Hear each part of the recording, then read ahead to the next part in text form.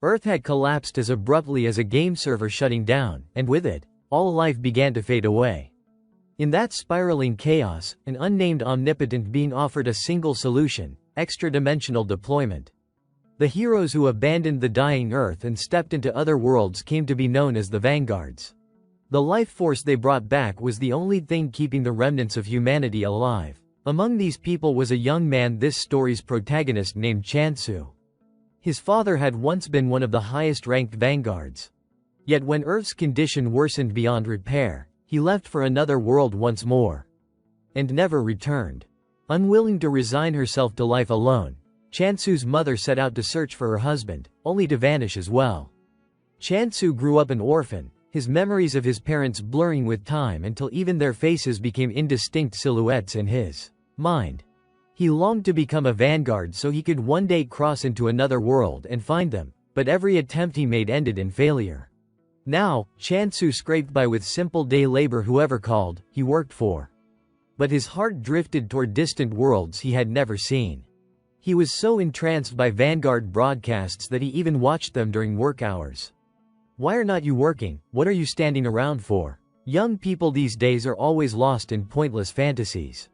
His employer's scolding snapped him back to reality, and Chansu bowed deeply, eyes full of apology. He rushed off to clear the tangled vines blocking the path. It was his first day on the job, and he had already been reprimanded. Anxiety coiled inside him, regret for being careless, fear of getting fired. With a series of clean, practiced motions, hands cutting left, right, up, and down, Chansu dealt with the vines swiftly and precisely. The bot stared, stunned, mouth agape at the boy's uncanny skill. In moments, the mess was gone without a trace. Chansu exhaled in relief, though his expression stayed somber. For him, the other world still felt like a distant, unreachable dream. He looked around, then lowered his gaze to the sickle in his hand. A fleeting thought crossed his mind. Could he ever become someone like that? Shaking off the doubt, Chansu headed straight for the deployment support center. After squeezing through the packed crowd for what felt like an eternity, he finally reached the service desk. I wanted to check if there has been any progress on the search. The staff member typed without looking up. After a moment, a stark message appeared on the screen. The search deposit for locating his family was still insufficient. Chansu froze as the employee delivered the blunt follow-up. Chansu, this is not a charity. Come back when you have gathered the full amount. Before he could respond, a bald man nudged him aside, sending him stumbling away with a mix of fatigue and disappointment. He trudged home, each step heavier than the last. And as always, the moment he walked inside, despite living alone, he called out, "I am home." In the dim room, Chansu sat quietly, letting old memories rise and fall. Faces he could no longer recall clearly, moments that felt more like dreams than reality. Sadness surged like a rising tide. But suddenly, a radiant light flashed through the window. He rushed to open the door and a blinding beam burst down from the sky, brilliant and overwhelming. The sheer pressure slammed Chansu backward, his head cracking against the wall. He blacked out instantly, unable to process what was happening. A short while later, he stirred, wincing as pain throbbed through his skull. Inwardly, he cursed, utterly dazed. What the hell just happened? My head feels like it is about to explode.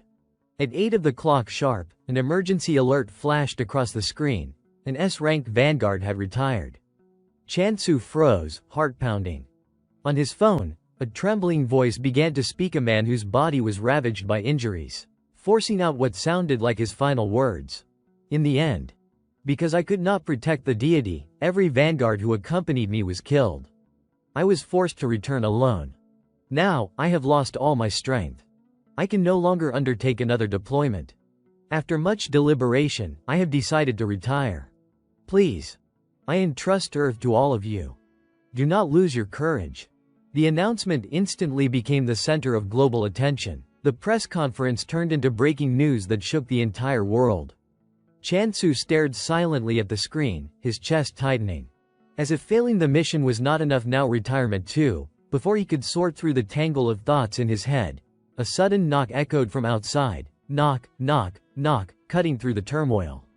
Chansu frowned, stood up, and walked toward the door. Who would come looking for him at this hour? When he cracked the door open, no one was there, only the empty, quiet hallway and a chilly draft slipping through. A flicker of suspicion crossed his mind. Was someone messing with him? Mr. Chansu, Mr. Chansu, down here. A small, clear voice called out from below. Startled, Chansu looked down.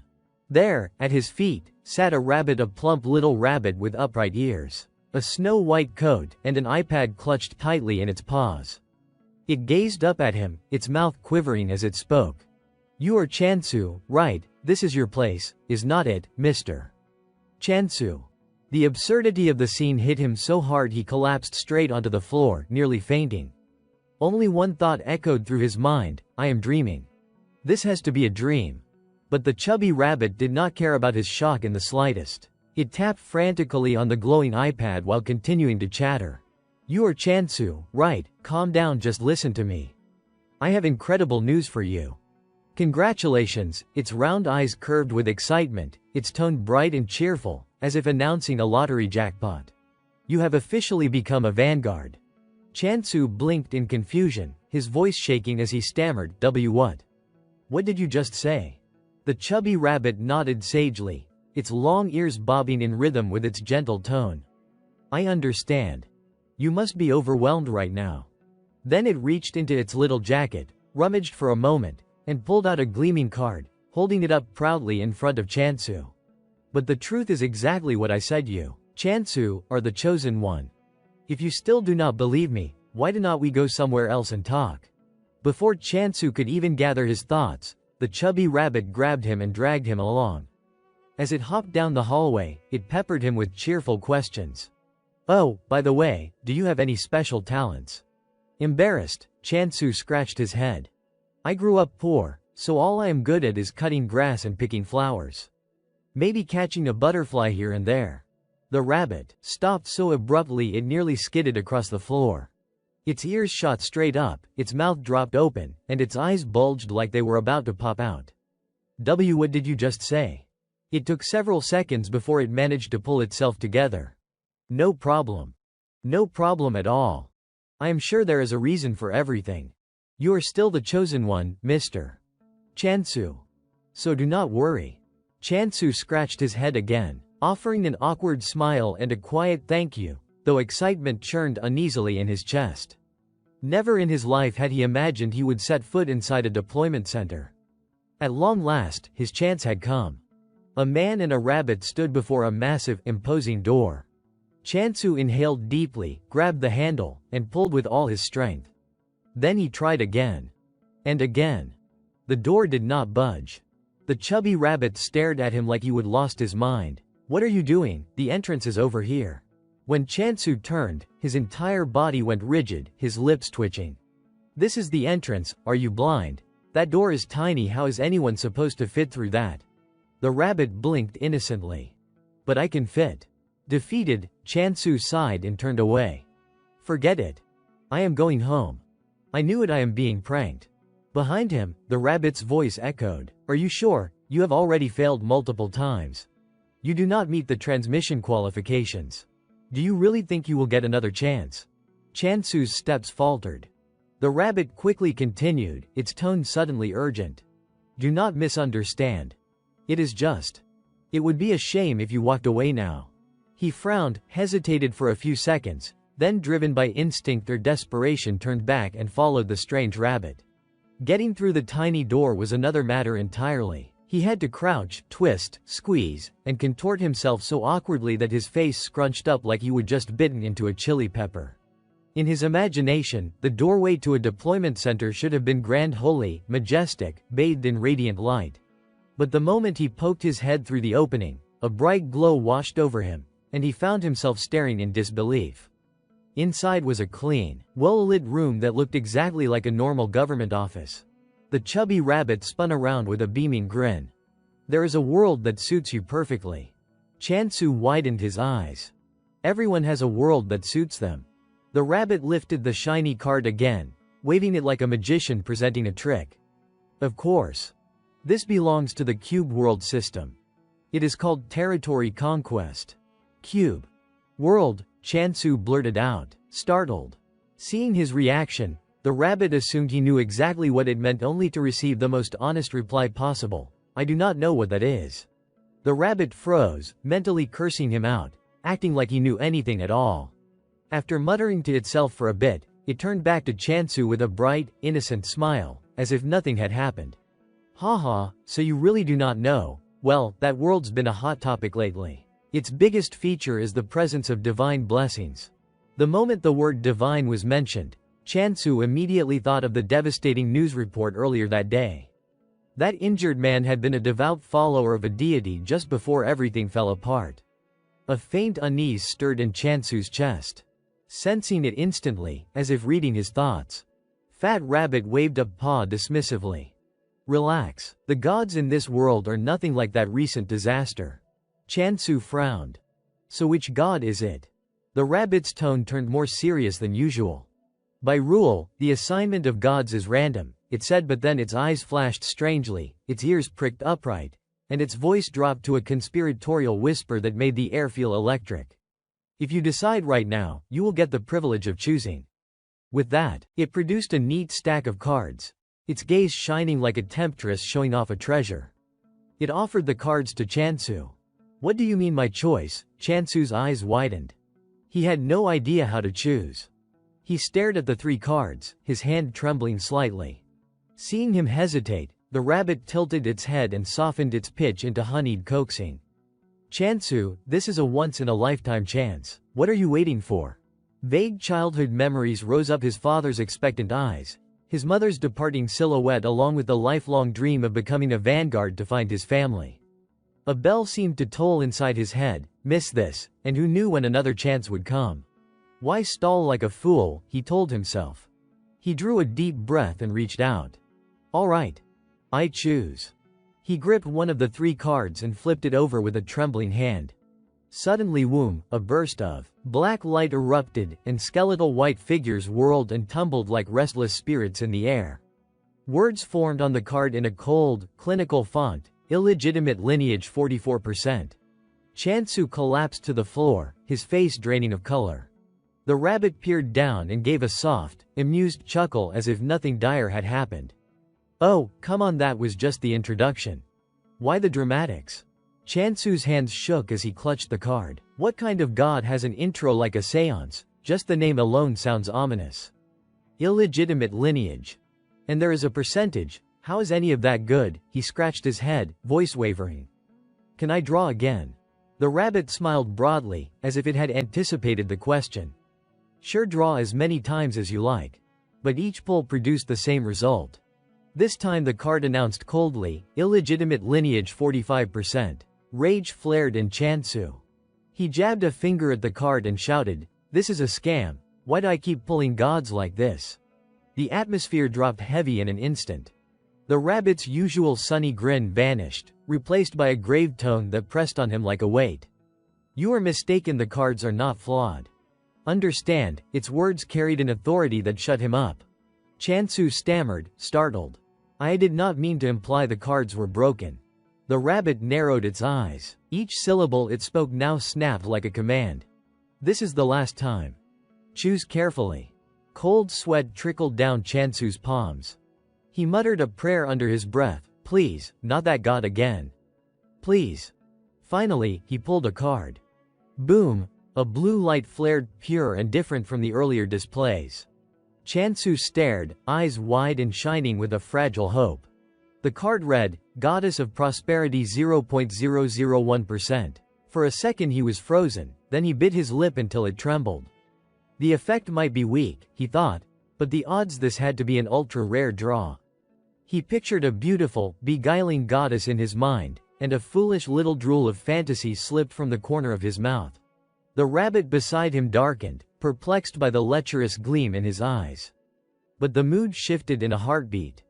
It burst into a radiant grin, its ears flicking with more excitement than Chansu himself. Chansu, do you want another shot? Chansu frowned suspiciously. What happens if I pick this card? The rabbit answered crisply, immediate departure. Departure. Before he fully registered the meaning, the rabbit's voice winked with enchantment. What are you waiting for? This is your chance to become a vanguard, to join the ranks of the returned. People will admire you, they will call you a savior. Think about it, Chansu, a whole new life is waiting for you. Chansu lowered his gaze, fingers curling into a tight fist. Yeah. If he kept living like this, he would be stuck running errands forever, slowly grinding himself down until there was nothing left. At that exact moment, a notification window flared open before his eyes. Congratulations. From this moment on, you are a follower of the goddess of prosperity. Your deity is about to manifest. The sound faded and then the world ignited. A radiant silhouette materialized, hazy yet divine, a dignified goddess, resplendent like a figure carved from pure jade. Chansu's heart thundered in his chest. Another notification bloomed before him. Welcome, future Vanguard candidate. But the vision vanished as quickly as it came, dissolving into strands of light. Silence reclaimed the world. Chansu remained frozen, mouth slightly open. Was that really the goddess of prosperity? A moment passed before the corners of his lips slowly lifted. With a goddess like that behind him, it felt like he could do anything. All right. Where do I go now? He asked, excitement trembling in his voice. Fat Rabbit led him toward a swirling vortex of violet light, its spiraling mass yawning open like the throat of an abyss. Chansu halted instantly. He stared at the vortex, anxiety clawing up his spine, feet glued to the ground. This thing did not look safe. He hesitated so long he could not bring himself to take a single step. Fat Rabbit sighed behind him, then pop. A small but perfectly placed kick struck the center of his back. You rotten rabbit, Chansu screamed as he was sucked straight into the vortex. The light swallowed him whole. Above, Fat Rabbit remained where it stood, watching. A cold voice echoed from behind. Why did you do that? Fat Rabbit did not turn around, eyes still fixed on the swirling portal. You know very well direct intervention is forbidden. The voice sharpened, carrying an edge like a blade. I told you not to let this one slip. You still have not given up on your own god, have you? Fat Rabbit's ears drooped, its lips tensed. Of course not. Meanwhile, Chansu was suspended inside the vortex, weightless in the spinning void, when a new notification popped up. Loading, 78%. He blinked. Huh, loading what? Another line appeared. A deity's percentage represents the power of their faction. A bucket of ice water might as well have been dumped over his head. What? It is not a rarity score, it is the measure of how strong they are. He did not even have time to process before the vortex spat him out, slamming him onto a barren stretch of land. Chansu clutched his head, teeth grinding. Now you tell me. He lifted his gaze. The world around him was bleak, trees stripped bare, crumbling structures, cracked earth, sparse patches of brittle weeds, not a single soul in sight. He let out a laugh so strained it almost sounded like sobbing. Ha! Ha! Damn it! I am dead for sure. Chansu glared at the desolate wasteland around him, then tilted his head back and groaned. This is the goddess of prosperity's world. Seriously, what part of this rubble pile and dead grass is supposed to be prosperous? He did not even get the chance to complain further before a crisp chime sounded behind him. A glowing notification window flickered to life, each line of text appearing sharp and bright. Welcome to the cube world of territorial conquest. Oh, Chansu, you are the apostle of prosperity. Please conquer as much territory as possible. By eating land. Chansu squinted at the message. Do not tell me the place looks like this because the faction is weak. And what is with that typo? Do not tell me I really got sent to the bootleg version. Not wanting to stand around like an idiot in the middle of this wasteland, he decided to walk around scouting the place and hoping, just maybe, to catch a glimpse of the goddess. After wandering for a while, he stopped. At his feet, half buried in withered weeds, lay an old sickle, rusty, abandoned, forgotten. Chansu crouched down and picked it up, his hand tightening around the handle. A strange, familiar warmth stirred inside him. At least this was something he knew how to use. Right then, click. A faint sound came from behind him. Every hair on his body stood on end. A chill raced down his spine. Did I just hear a monster? He whispered, throat dry. Gripping the sickle tighter, he psyched himself up. He could not die a pathetic death here, not before he even met his goddess. With the resolve of a desperate man, he raised the sickle, ready to strike first and fast. But just as the blade gleamed, he froze. Standing opposite him was not some terrifying creature, but a tiny hamster. A perfectly round, trembling, quivering little puffball whose eyes were glistening with tears as if pleading for mercy. Chansu stared blankly. This thing counts as a monster, it does not even look aggressive. Still, he forced himself to think of a reasonable excuse. Well, monsters drop loot, right, maybe if I catch it. Before he could finish the thought, the hamster puffed up like a spiky ball, tears spilling over as it flailed its tiny paws in a frantic "please do not kill me" panic. Chansu could not help but snort out a laugh. All right, I am joking. Just do not bring your whole family here and we are fine. Besides, looking closer, you are actually pretty cute. The hamster immediately relaxed, let out a tiny sigh of relief, and hopped onto the ground, scampering away. Chansu blinked. Wait, just leaving like that? He had barely begun to grumble when the hamster suddenly stopped, turned around, and looked back at him with two bright, shiny eyes. It let out two sharp squeaks, like it was calling him. Chansu pointed at himself. You want me to follow you? The hamster bolted forward like a speeding bullet. Chansu sprinted after it, gasping for air, drenched in sweat. How can something that tiny run that fast? Where is it even going? After a long, exhausting chase, they finally stopped. The sight before them made the hamster practically vibrate with joy, like it had discovered paradise. As for Chansu, his eyes went wide. A small, crystal-clear stream trickled between the bleak stretches of wasteland, its water sparkling under the faint light. Not wasting a second, he grabbed his bottle and dipped it into the stream. He gulped down the water in huge swallows, cold, refreshing, life-saving. It spread through his body like he would just climbed out of hell into heaven. The hamster, not to be outdone, plunged its whole face into the stream, drinking so much that its belly ballooned outward. Chansu sat down on the patch of grass nearby, letting out a satisfied sigh. He glanced at the hamster.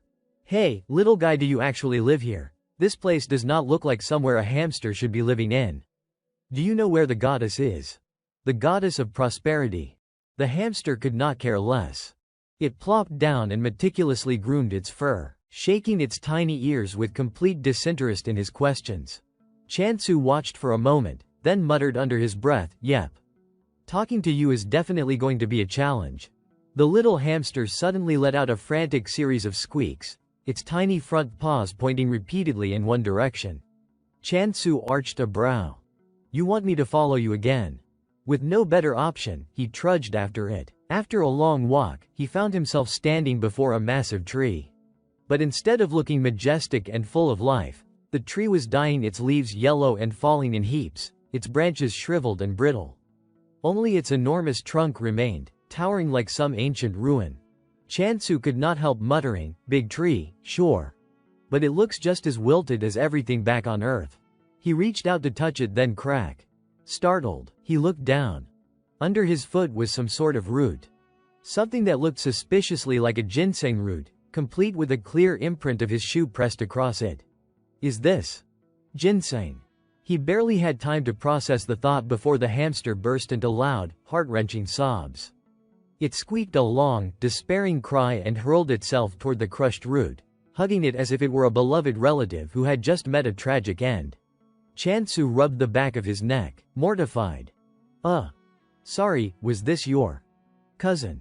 Right then, the cold voice from a system window chimed in again. You have discovered the deity of this region. The notification hovered before him. Chansu stared at it, dumbfounded. Wait, what? I discovered the goddess. Where is she? Suddenly, the hamster, still crying, leapt at him and bit into his pant leg, tugging with desperate force. He scooped it up without thinking, but the hamster thrashed wildly in his hands, eyes bloodshot with fury. I am busy right now. Okay, I will play with you later, Chansu said. The hamster panicked, immediately pointing toward the ginseng root. Then it pressed its little paws together over its chest, striking a solemn pose like some divine being at prayer. In the next second, all four of its limbs shot stiff. Its body jerked, its face turned purple, and it collapsed lifelessly on the spot. Chansu froze. He watched every exaggerated movement, and his complexion drained of color. Slowly, trembling, His gaze dropped to the shriveled ginseng root lying on the ground, the same one with his footprint stamped into it. His voice cracked. Do not tell me. That withered root was the deity. There it lay abandoned, its dull surface bruised by the tread of his shoe. A few dry leaves scattered around it like a pitiful funeral offering. Chansu stared at it, face growing paler by the second, lips twitching uncontrollably. No way. My goddess of prosperity, there is no way she is a dried-up ginseng root. Right then, the root flickered just barely with a faint green glow. A thunderclap seemed to explode inside his mind. His heart pounded wildly. That green light. What is that? It has to be a mistake. It must be a mistake. But no matter how he looked at it, it was just a ginseng root. His mind flashed back to the graceful, radiant figure of the prosperity goddess he would seen before, divine, resplendent, overflowing with blessing.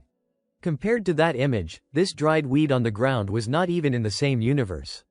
Chansu squinted through the magnifying lens on the notification window. And at the bottom of the illustration, in small print, were the words, "Image for reference only." In that instant, his world collapsed. He fell to his knees beside the ginseng root, clutching his head, looking utterly shattered. So all the territory capture numbers, all those percentage values. They had been hints the whole time. Thinking back, the percentage had ticked upward ever since he drew the card. He would naively assumed it was a display glitch. But the truth was tied to his territory expanding. The root and the goddess were weakening because his domain had shrunk. The more he remembered, the more violently he trembled. That card had been appearing so often that he would never imagined it was anything special. He looked again at the prosperity goddess's percentage gauge. And suddenly, everything made sense. She ended up like this because her territory had diminished. A cold jolt shot down his spine. The goddess crushed under his foot still had not woken up. No way. No way, I just killed a deity by accident, right? Panic exploded inside him. Frantic, he dug into his bag and pulled out his only remaining bottle of water, hands shaking so badly he nearly dropped it. He poured the entire contents over the ginseng root. Amazingly, the dried, brittle skin trembled, the brown, lifeless color slowly tinged with a faint hint of freshness, as if the root were drinking in a breath of life. Eyes wide, Chansu poured more water, desperately trying to save whatever divine being he might have trampled. Beside him, the hamster covered its face with its paws, trembling violently. It squeaked a mournful, horrified cry, as though witnessing a catastrophe of cosmic proportions. Chansu, oblivious to the drama, continued watering with frantic enthusiasm. Meanwhile, from the ginseng root came a series of faint, quivering thoughts. So cool. Is this rain? It has been so long since I last drank water. Feels nice. Hold on. This rain is a bit too much. Okay. Enough. Stop. If you keep going, I am going to drown.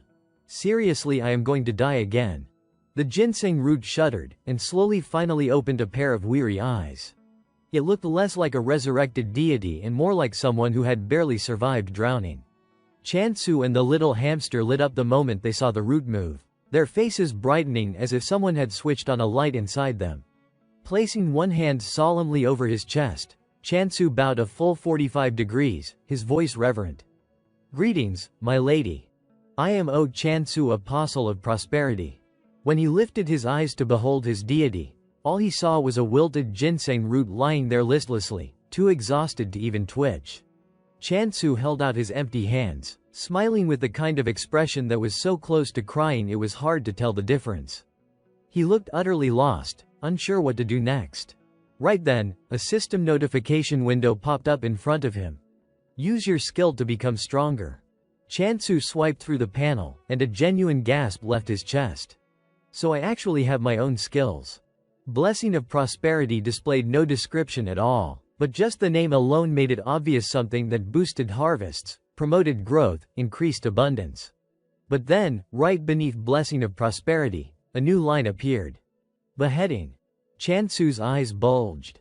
His heart nearly rocketed out of his chest. Beheading. That kind of beheading. Against his will, a grotesque image surfaced in his mind: wealthy men having their heads harvested by a serene goddess, who considered it a form of prosperous living. The thought sent a wave of cold sweat rolling down his forehead. She is the goddess of fertility, why would she give me something so brutal? Hands trembling, he stared at the ginseng root and stammered, My lady, this beheading skill. It does not mean what I think it means, right? The ginseng root remained silent for a moment. Then slowly, very slowly, it raised one crooked branch, tracing it decisively across its neck. The gesture was unmistakable. My apostle, proceed.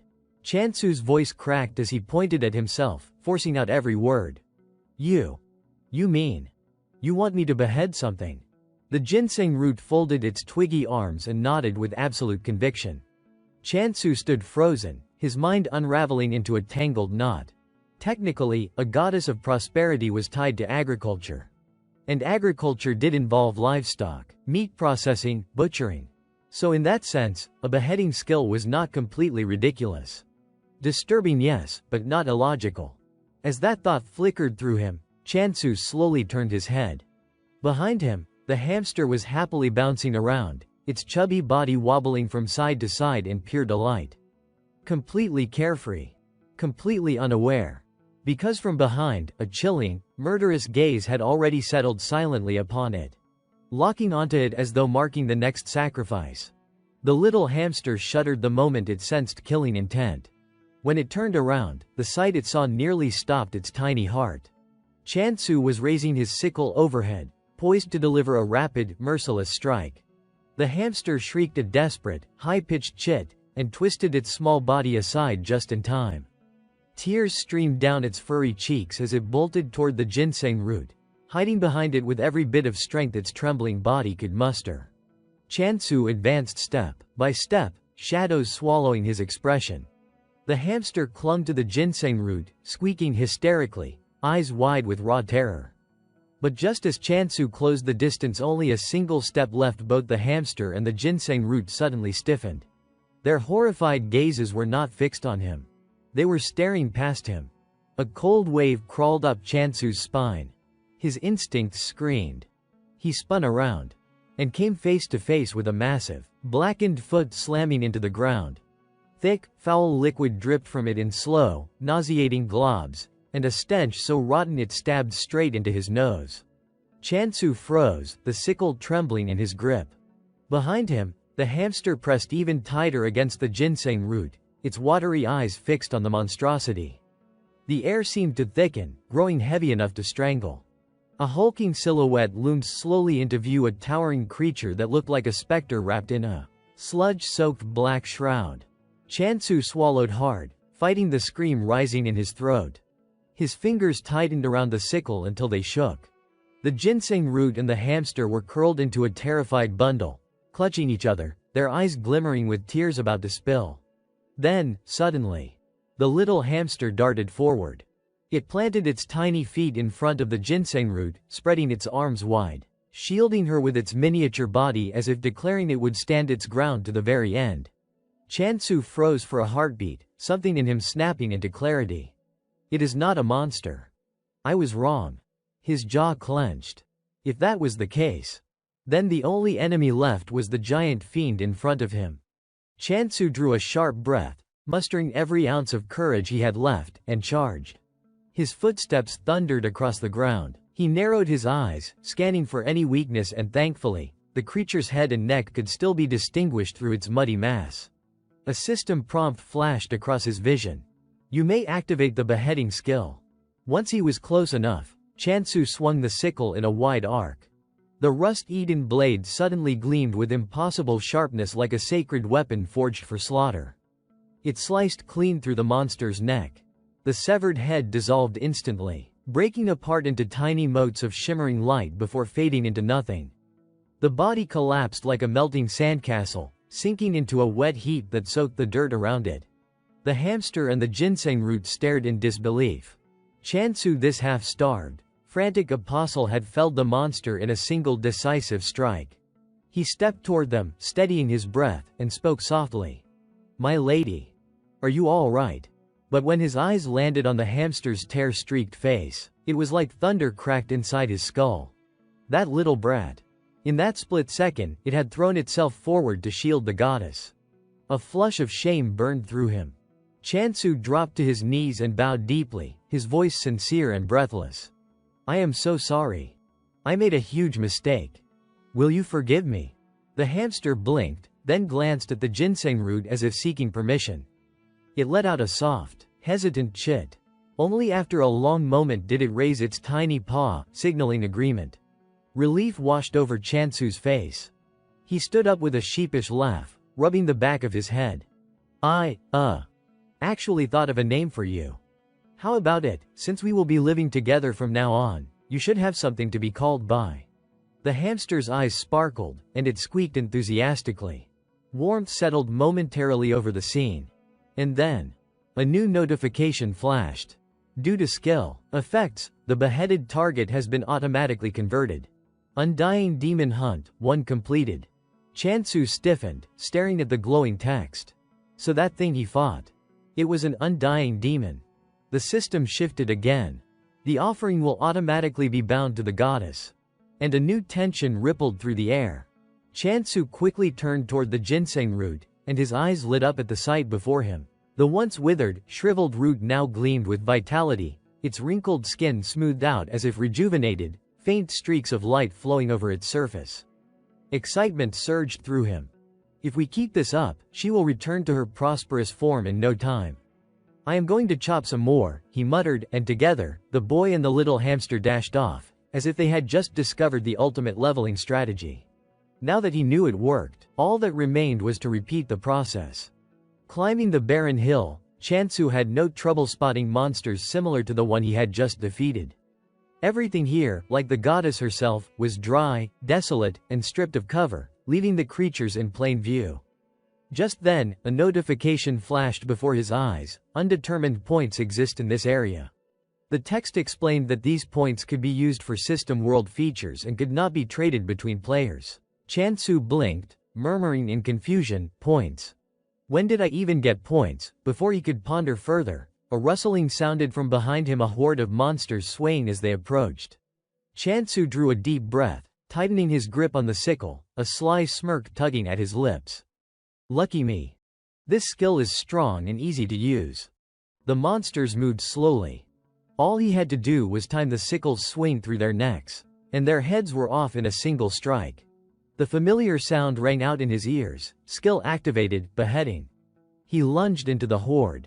Running back and forth among the monsters, he swung the sickle, continuously decapitating, cleaving, and smashing every target in his path. The notification chimed again. Hunt monsters to gain points.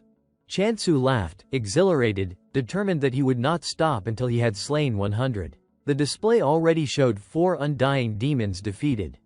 After an exhausting frenzy of slashing, he had taken down 101 monsters and returned victorious. The little hamster puffed out its chest proudly, standing on Chansu's shoulder with its tiny arms akimbo, squeaking triumphantly and mimicking heroic combat moves. Chansu could not help but laugh aloud, teasing, everyone would think you did all the work yourself. The hamster immediately swatted at his face with tiny, indignant paws, squeaking furiously. The two of them argued and teased each other, then erupted into laughter, Chansu rubbing the hamster's ears while glancing at the notification. He muttered thoughtfully, but why call it the Undying Demon Hunt? These things are not immortal. One swing, they are gone. I guess if I keep hunting, I will figure it out eventually. With that, Chansu approached the ginseng root again. His eyes sparkled like a child's. The root now looked as if freshly unearthed, washed clean, its skin smooth and shiny. A tiny flower bud had sprouted on a leaf, waving as though to welcome him. The thought of the goddess of prosperity regaining her full, radiant form brought a mischievous grin to his face. The ginseng root twitched slightly, trembling as if summoning the strength to move. Seeing this, Chansu bent down eagerly, asking respectfully, "What should we do next?" A boy and a ginseng root, standing together beneath the drooping, desolate tree. After a brief silence, the ginseng root raised its small arm and pointed upward, as if to say, "I need to climb the tree." Chansu gently placed the root in his palm and approached the base of the tree. The ginseng extended its roots to touch the withered trunk, then looked back at him intently. "Do I need to touch it too?" he asked, a hint of surprise in his voice. Taking a deep breath, he pressed his hand against the bark. At that instant, a notification illuminated before his eyes. You may use the prosperous blessing skill. Another line appeared. All blessings will consume points. Chansu whispered the phrase like a mantra, prosperous blessing. Immediately, he felt the energy accumulated from monster hunting surge through his body, streaming directly through his hands and into the dry, lifeless tree. A radiant stream of light poured from Chansu, spreading in all directions, making even the little hamster gape in astonishment, squeaking endlessly. Chansu strained every last bit of energy, pouring it into the tree. He had no idea how long the monsters on the hill would take to respawn, but as long as they did, he could continue to slay, gather energy, and bestow blessings again and again. The withered tree trembled, then surged upward with astonishing speed. Long branches shot out, fresh green leaves sprouted densely, and in the blink of an eye, the tree was covered in vibrant life. Pure white blossoms unfurled on the higher branches, releasing a faint fragrance before immediately folding back. In that same spot, young green fruits began to appear, swelling like water-filled balloons. Their color slowly deepened to a rich crimson, plump and heavy enough to bend the branches. Chansu, exhausted and gasping for breath, looked up in awe. The tree was now laden with gleaming red apples that shimmered like jewels in the afternoon sun. Trembling, he reached up and plucked one. He could hardly believe it, real apples. For the first time in his life, he saw the fruits of nature up close and realized how large and heavy they could be. Saliva threatened to spill as he ached to bite into it immediately, but he restrained himself. As a disciple, the first fruit must be offered to the goddess. The ginseng root raised its tiny arms, embracing the massive apple. Watching it hold the fruit, Chansu could not suppress a satisfied smile. But almost instantly, the apple began to shrivel at an alarming rate. Soon, all the juice was gone, leaving only a dried husk. Chansu's eyes widened in shock as he observed the goddess's method of absorbing the fruit. Undeterred, he climbed the tree again to harvest several more apples. Cradling them in his arms, he approached the little hamster to share, thinking to himself, the goddess has given me a formidable skill called beheading, better stay cautious. Pushing aside all other thoughts, he focused on enjoying the apples in his hands. With each bite, the sweetness spread, delicious beyond measure, almost impossible to stop eating. Watching his devoted follower eagerly munching the fruit, the goddess of prosperity reflected, what kind of monster is this? In just one day, he has hunted monsters and revived a massive tree in an instant. Where did this bizarre boy even come from? Prosperity, the goddess in charge of food and agriculture, had once been a formidable force, presiding over countless high-quality agricultural products. But when disaster began consuming the other factions, prosperity was forced to flee before that overwhelming power. To survive, she abandoned her commercial endeavors and turned to monster hunting. Naturally, the prosperity faction, ill-suited for combat, could not win a single battle. In desperation, she converted her basic harvest skill into beheading, but by then the prosperity faction had already teetered on the brink of extinction. Beheading was never meant as an offensive skill to slay monsters. It was designed to collect the heads of already dead beasts or monsters. Fighting simply was not prosperity's forte, so this was all she could do. Of course, if someone possessed sufficient strength, it was not entirely impossible to use it offensively. Suddenly, Chansu rose, holding his sickle, interrupting the goddess's thoughts. When she saw him raise the sickle and glance toward her, she flinched, then heard him laugh cheerfully, declaring he wanted to pick more apples. Sweat poured from her, and she forced a wry smile, thinking, why has a child like this come to me? Whatever the reason, from now on, this child belonged to her. As Chansu climbed down, the goddess, in her ginseng form, hastily twisted her twin roots around his legs, clutching him tightly. I won't give him to anyone else. Chansu instinctively sensed that the goddess in her ginseng form had wrapped her roots tightly around his legs. A chilling thought flashed through his mind, could she be trying to draw all his life energy? The sky took on the golden hue of sunset. Chansu, carrying a basket of apples on his back, slowly made his way toward the ruined castle. In his hands, the tiny ginseng had fallen into a deep, peaceful sleep. Carefully, he placed it on a flat stone, not wanting to wake it. Then, he gently poked the plump cheeks of the little hamster beside him, smiling tenderly. You have worked hard today. The little hamster immediately resisted, squeaking in protest as if scolding him. Suddenly, a distinct rattle sounded from its stomach, startling both Chansu and the hamster. Meanwhile, the ginseng remained sound asleep, undisturbed. Not wanting to wake it, Chansu carefully placed the hamster on his shoulder and moved along quickly. His face bore a hint of dejection from his still empty stomach, muttering inwardly that apples alone were not enough. Just then, the notification sound echoed in the quiet space. A message appeared, a delivery event was underway. Looking at it, he could not help but wonder, so that is why there is this event. It must be because so many people had come from Earth. But for delivery, would not they need to know his exact location? The little hamster, bored, let out a long yawn and flopped lazily onto Chansu's shoulder, quickly falling asleep. Chansu smiled wryly, carefully lowering the hamster beside the sleeping ginseng.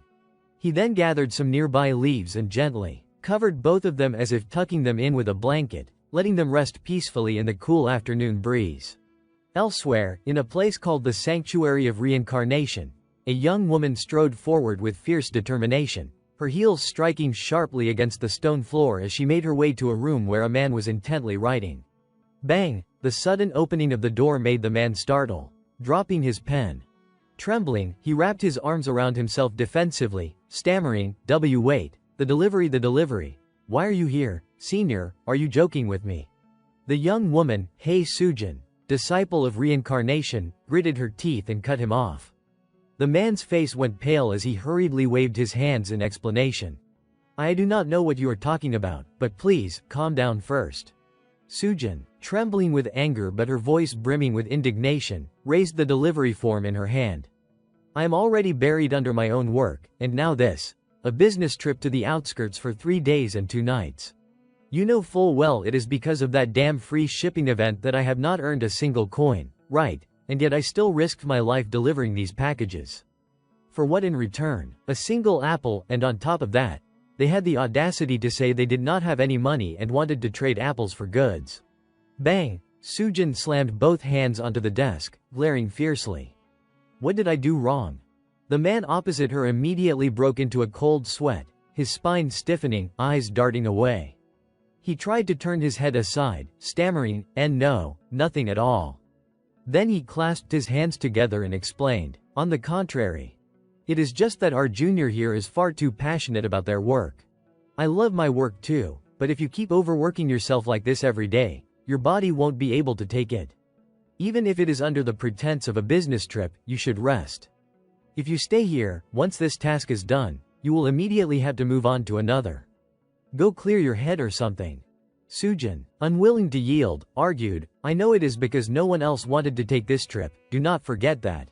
The man scratched his head sheepishly at being caught out, quickly guiding Sujin toward the door with his hands, adding, "Maybe you will get lucky and stumble upon a hidden territory along the way. Be careful." Sujin let out a long, helpless sigh. "Fine, I am going." "Off you go then."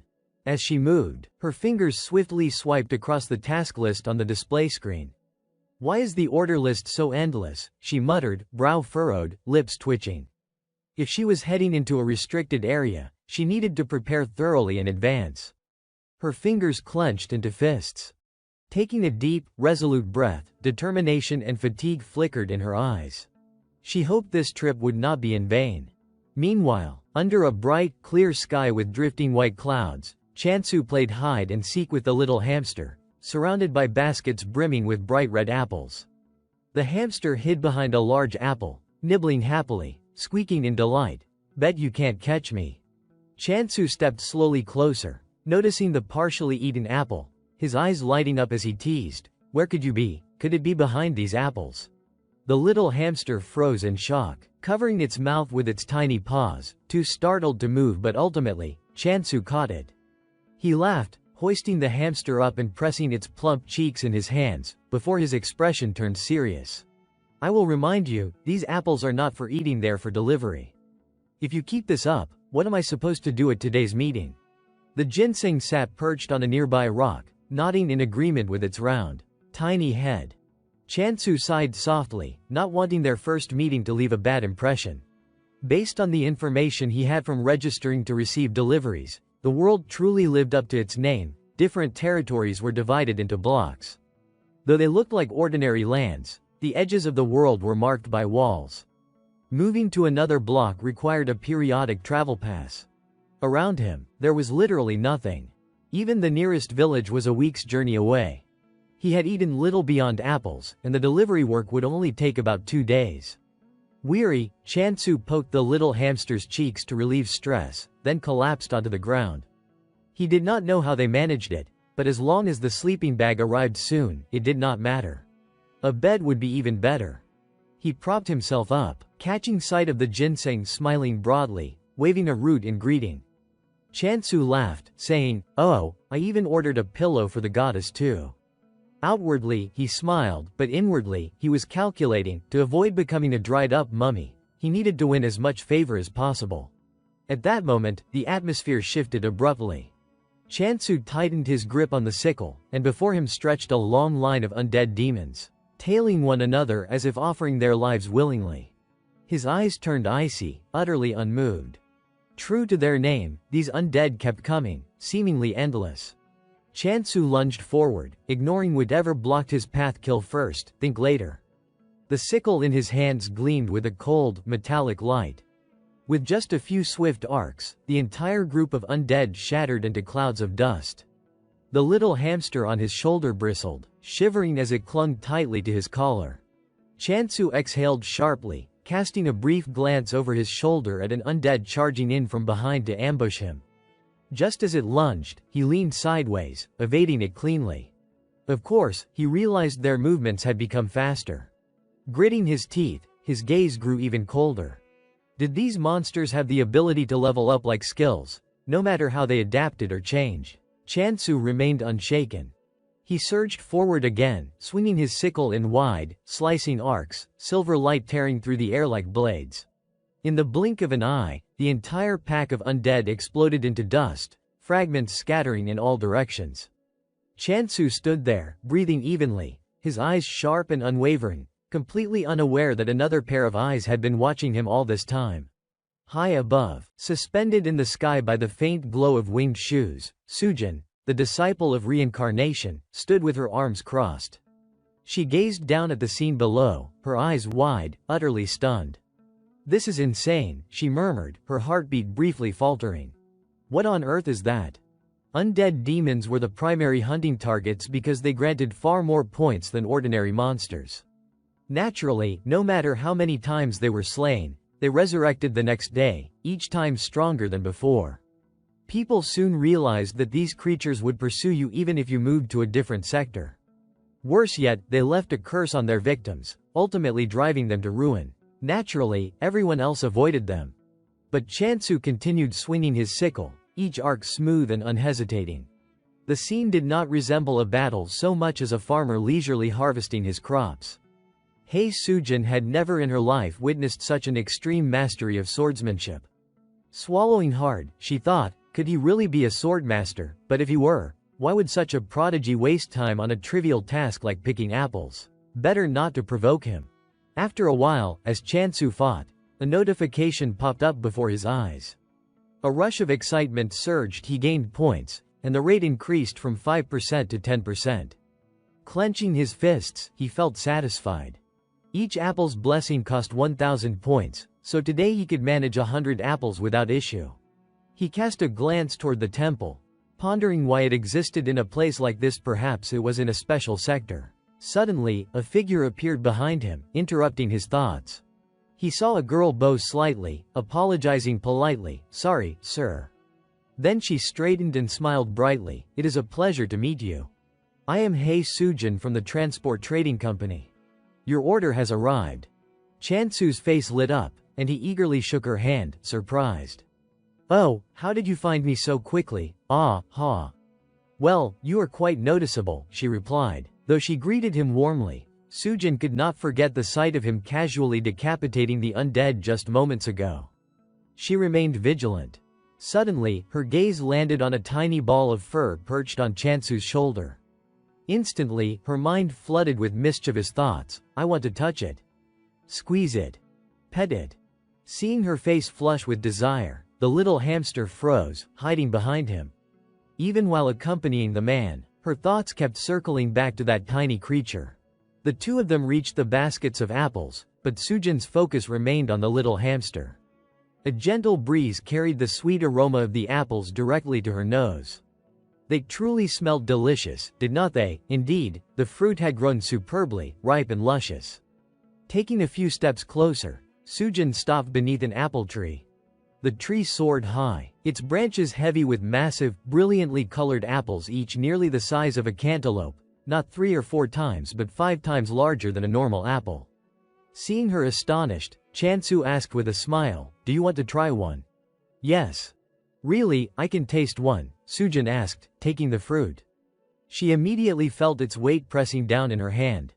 The apple was fully ripe, juicy, and dense. She bit into it, and a crisp snap echoed, followed by a burst of juice flooding her mouth. The sweetness was overwhelming, astonishing even, but what impressed her most was the perfect balance of flavors. As she chewed, she could not stop calculating in her mind, how should she price these? At least 50,000 if marketed strategically, maybe even aiming for 100,000 yen. By the time the apple in her hand was more than half eaten, Sujin had finished her calculations. The customer, "Oh, Chansu, selling these at 2,000 gold each would be absurd." Chansu scratched his head with a sheepish grin. "Too expensive, maybe they should be cheaper in the shop." "How much then?" Sujin held up 2 fingers, and Chansu stared at them, slightly bewildered. 20,000, that seemed high. Gritting her teeth, Sujin steeled herself to speak, "At the very least, each apple should sell for 20,000 gold to reflect its true value." Chansu's eyes widened in astonishment. Seeing his naive expression, a spark of ambition flickered in Sujin's mind. But when she looked at the heavily laden apple tree, she restrained herself. Honestly, each apple seemed worth at least 30,000 gold. So expensive, Sujin decided to lay all her cards on the table. Compared with a risky tug of war, a long-term trade based on trust would be far better. And besides, life only comes once. Chansu still could not believe it. "Is not it just an apple?" he asked, fearing he would misheard. Sujin picked up an apple to explain, "This is the first time I have ever tasted a fruit this exquisite. Over all this time, I have tried every fruit from around the world. I truly believe this apple is more valuable than any other specialty product." She then pulled out a contract and continued, "So for now, let us price it at 20,000 gold per apple, and I would like to settle the remainder through a formal contract. What do you think?" Chansu took the pen, silently reading through the agreement. After a moment of thought, he smiled. "All right, but let us do it this way." Sujin reread the contract, eyes widening. "I think you made a mistake. The percentage we receive has increased." Chansu beamed. "That is because I want to do business with a trustworthy person long term, and you honestly told me the true value of the apples, did not you?" Seeing him extend his hand, Sujin felt a mix of surprise and helplessness, then smiled. "Thank you so much for signing. Now I will hand over what you ordered." She pulled each item from Chansu's backpack. "Here are the seeds, food supplies, and cooking tools you requested. And this is an egg of a companion beast, a gift from the transport trading company to commemorate our deal. Perhaps it will help with your farming," she added. Chansu took the egg, while the little hamster peered down curiously. Sujin continued, "The more points you channel into the blessing, the stronger the companion beast that hatches. But be careful, too much force could crack the egg. I recommend stopping when the egg starts to tremble violently. By the way, could you tell me about apple yield and future harvest times?" Chansu replied that he planned to plant other crops as well, estimating about 50 apples per day. They then coordinated schedules, quantities, and future delivery cycles. After adjusting all the other details, their first deal was officially complete. The ginseng root clutched the pillow tightly, refusing to let go. Chansu chuckled at the sight, selling just 1 batch of apples and already feeling this rich, all thanks to that goddess. Suddenly, the ginseng root moved. Not understanding where it wanted to go, Chansu followed and saw it head straight into the bird's nest, clutching an egg. Seeing the ginseng root's eyes gleam with excitement as it looked at him, Chansu forced a smile and thought, "If I want to channel a blessing into this companion beast egg, I will need even more points." He scrolled through the notification frame, searching for ways to gain more regular customers, eventually landing on the monster pole. A chill ran down his spine, but after a moment, he smiled lightly to himself. Now, he had so much free time, and everything was going better than expected. There would be many things in the future, but he was not afraid. In fact, he was eagerly looking forward to them. Back in the city, Sujin immediately went to find her senior and superior. A pioneering practitioner, or perhaps a devoted follower. Surely someone from the alchemist faction. I am from Korea, warlike or violent forces. I have no idea what their intentions are, the man said, looking at the apple in his hand. Ah, all the practitioners sent out initially were from Korea, so it is not surprising that someone capable of producing something like this also happens to be skilled in combat. Sujin bowed, trembling, remembering how he had decapitated over 100 immortal demons with only a rusty sickle. The man chewed thoughtfully. It seems he is aiming to become a swordmaster. Practicing with a sickle might actually help him, but it would be better to hide him rather than focus on protecting him. I agree. And we should sell these apples in a department store. Definitely.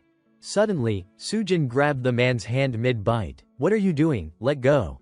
You already ate all the apples yourself. I am the senior here. And I am the one who delivered them. This piece is mine. As night fell, Chansu sat quietly, channeling his energy into the egg. What would hatch from it? Would it be cute or hardworking? Either way, it would be amazing. The three of them, the boy, the hamster, and the ginseng root, shared a joyful laugh. A moment later, a cracking sound came from the egg. Excitement surged as they watched it. The shell broke completely, revealing a companion beast of SSS rank. A leg poked out first, then a pair of wings, and finally a creature that looked very much like a baby chick. It let out a single, high-pitched cheep, and Chansu froze on the spot. He had spent 120,000 points. Only for a chick to hatch. Watching the little thing wobble around, he could not help feeling deflated. Sure, it looked a bit bigger than an ordinary chick, but once it grew up, it would still just be a rooster. He had hoped for something far more useful. Maybe he should just raise it until it was big enough to eat. He could practically taste fried chicken already. But this was a chick he would bought with 120,000 points. He could not afford to get attached. He should at least give it some simple placeholder name. Hello there. From today on, your name is Ari. And I am O Chansu. Ari pointed a tiny wing toward the remaining egg. Chansu pinned all his remaining expectations onto that one. Crack, crack, the shell split open. A piglet tumbled out. In that moment, Chansu was utterly defeated. Why were they all food ingredients, companion beasts? Was this some kind of scam? Even though he was disappointed, he still gave the piglet a name, Doji. Late that night, Ari and Doji slipped away to visit the goddess of prosperity. Both bowed deeply. Cheep cheep, chick no. 10 greets the goddess of prosperity.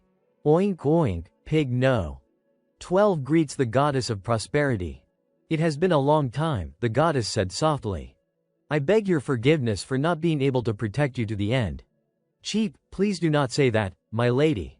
Cheep cheep, we are the ones who should apologize for failing to serve you properly. Oink, we will do our utmost so that you may regain your true form. Thank you, the goddess whispered, but be careful. He does not know the two of you are my kin.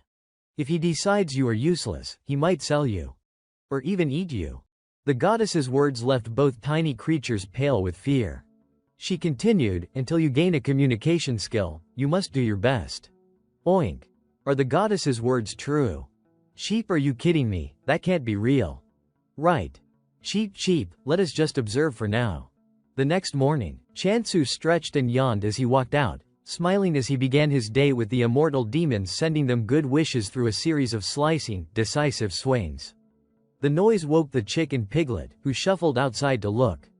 The sight of demon heads flying left the two trembling. Cheep cheep, what? What was that? Cheep was that a skill? Oink, chopping. Chansu was already used to all of this. Every swing of his sickle landed cleanly, without missing once. The two little beasts stood frozen as they watched the immortal demons dissolve into nothing.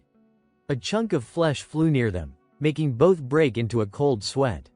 Cheep cheep, no wonder I felt the apostle staring at us like we were food. Oink, what do we do? Cheep, he really might eat us. A notification popped up, 202 immortal demons hunted. Chansu wiped the sweat off his forehead after finishing the last one. A rustling noise made him turn abruptly. Oh, when did you two get here? Cheep cheep collapse. The apostle of the goddess has worked hard. Are you tired? Oink oink. Haha, apostle, huh, well, good morning to you too. Cheep cheep smile, smile. He had no idea what they were saying. He just found them cute. Suddenly remembering something, he glanced at the apple tree, then brought over a plate of sliced apples. Here, do you want to try some? Oink oink me. Cheep cheep, do not eat too much, do not fall for temptations. You have got quite an appetite, huh, eat a lot and grow quickly. Oink, so tasty, no wonder apple-fed pigs are all the rage these days. I wonder if the meat tastes better when the animal's raised on fruit. The chick jolted in horror and immediately dragged the piglet back. Stop eating, you fool, you are going to turn into apple-flavored pork belly. Chansu held out a slice of apple toward the chick. Ari, do you want some too? Ari tilted her tiny head and paused, thoughts racing. What is this flavor? Over 500 points. Insane, is this really the daily income of a regular apostle? She fought the urge, spinning her head away. Cheap, I won't be fooled, she seemed to say with a determined flap. Seeing Ari refuse, Chansu scratched his head, thinking she did not like it. He tossed a bit of grain her way instead. Her eyes lit up like twin sparks as she stared at the food, so eager to eat, yet terrified she might end up as fried chicken. Reason wrestled with desire, but the heart always wins eventually, even for a chick. For the next 3 minutes, Chansu supervised as they worked together on the crops. Doji pawed at the soil with dedication. Ari planted black beans, covered the seeds, watered them, and activated her blessing of prosperity skill. Easy enough, right? Truly, their goddess was remarkable. The black beans grew plump, shiny, and perfect.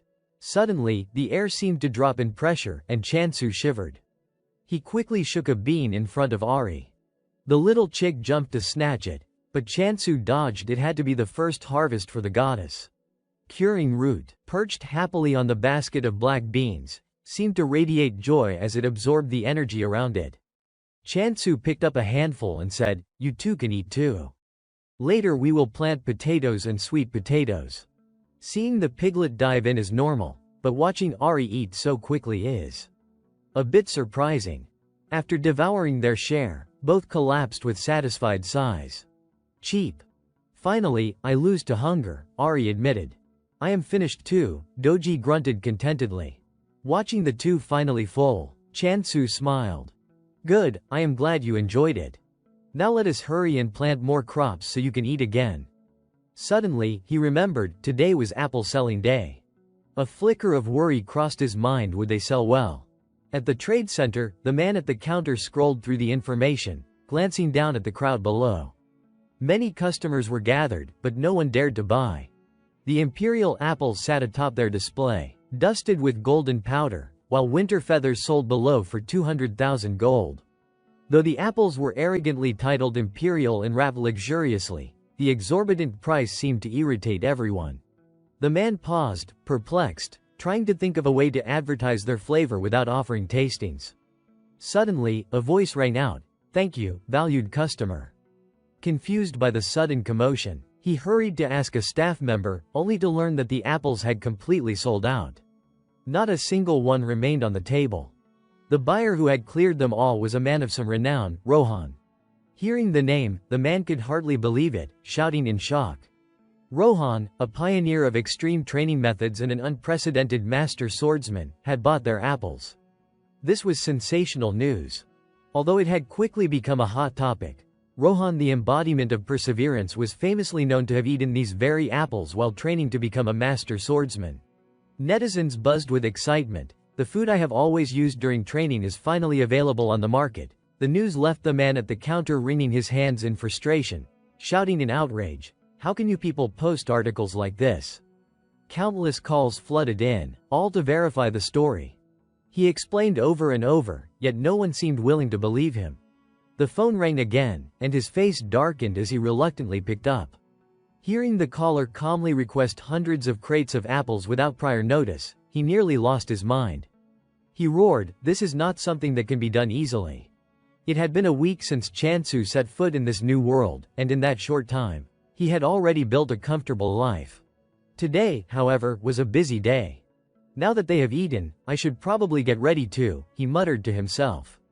The stove was prepped, ingredients laid out neatly, a plate of potatoes, sweet potatoes, and everything else needed for cooking. Chansu held a sweet potato in one hand and a regular potato in the other, his face lighting up with excitement. Ha, these are just as good as the apples. He quickly peeled the potatoes, slicing them evenly before tossing them onto a high flame to begin stir-frying. Doji, the piglet, trotted over, squealing and pointing at a wet patch of soil. Chansu crouched down to inspect and realized it was covered in the piglet's saliva. "This is not for you guys, you just finished eating," he said. Doji's eyes sparkled with pleading innocence, and Chansu could not resist. He gave the piglet another bite. From a distance, Sujin approached. "Customer O Chansu."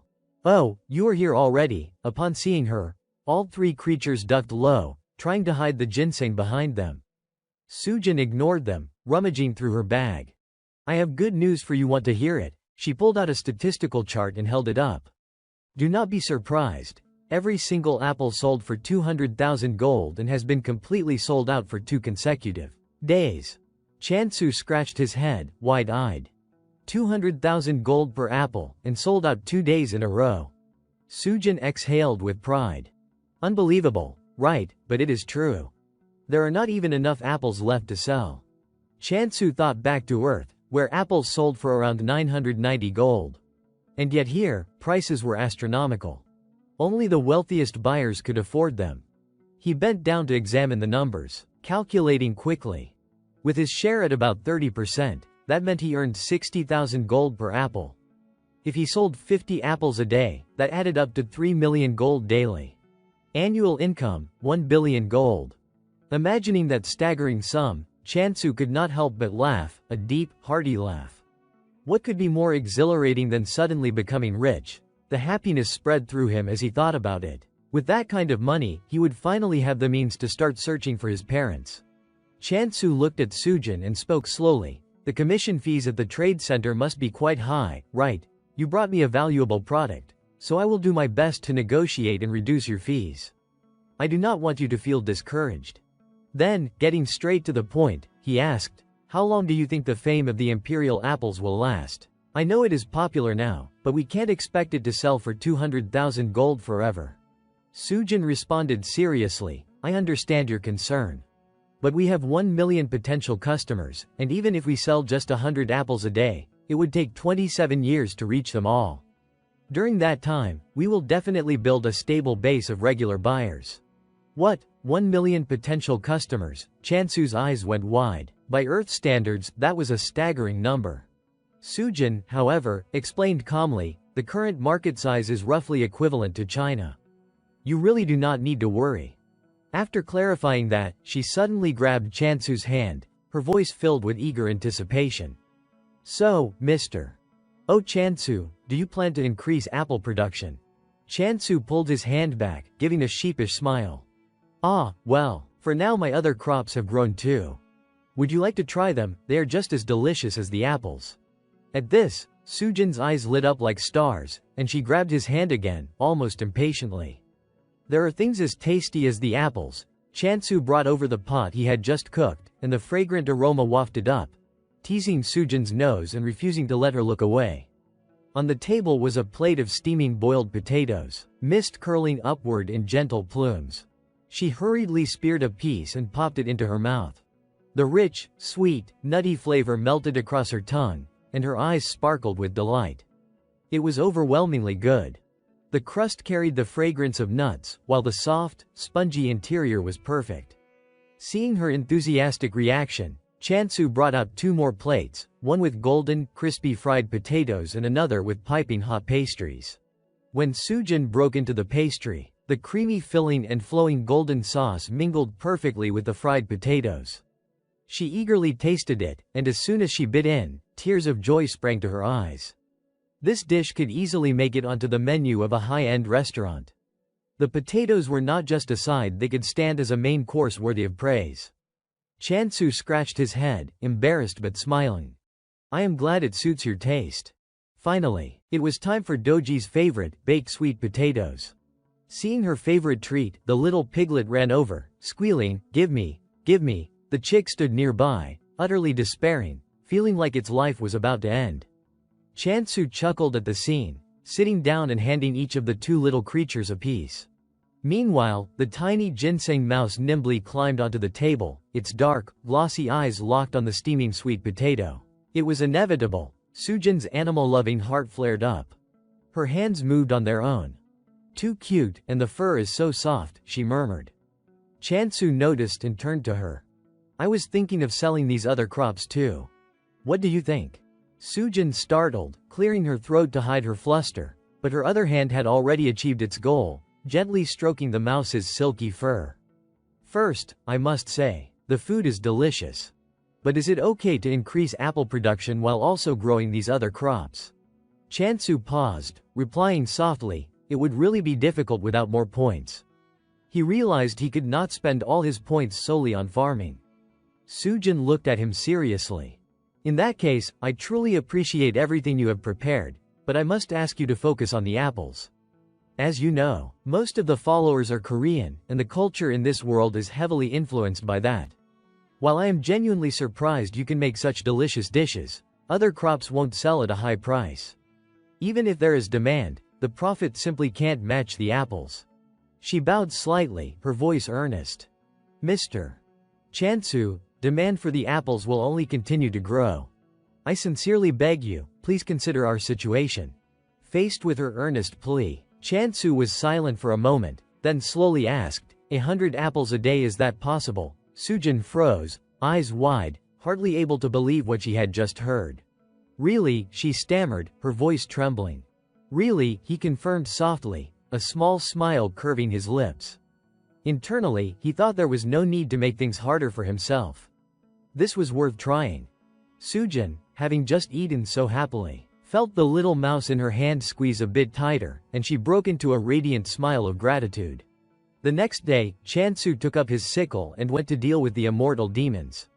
As usual, the little piglet and the chick trailed behind him. "Do we really have to follow him every day? What can we even do?" "Chip, stop talking nonsense. If we do not dare to fight, then who will? Should we tell that clueless little mouse to do it?"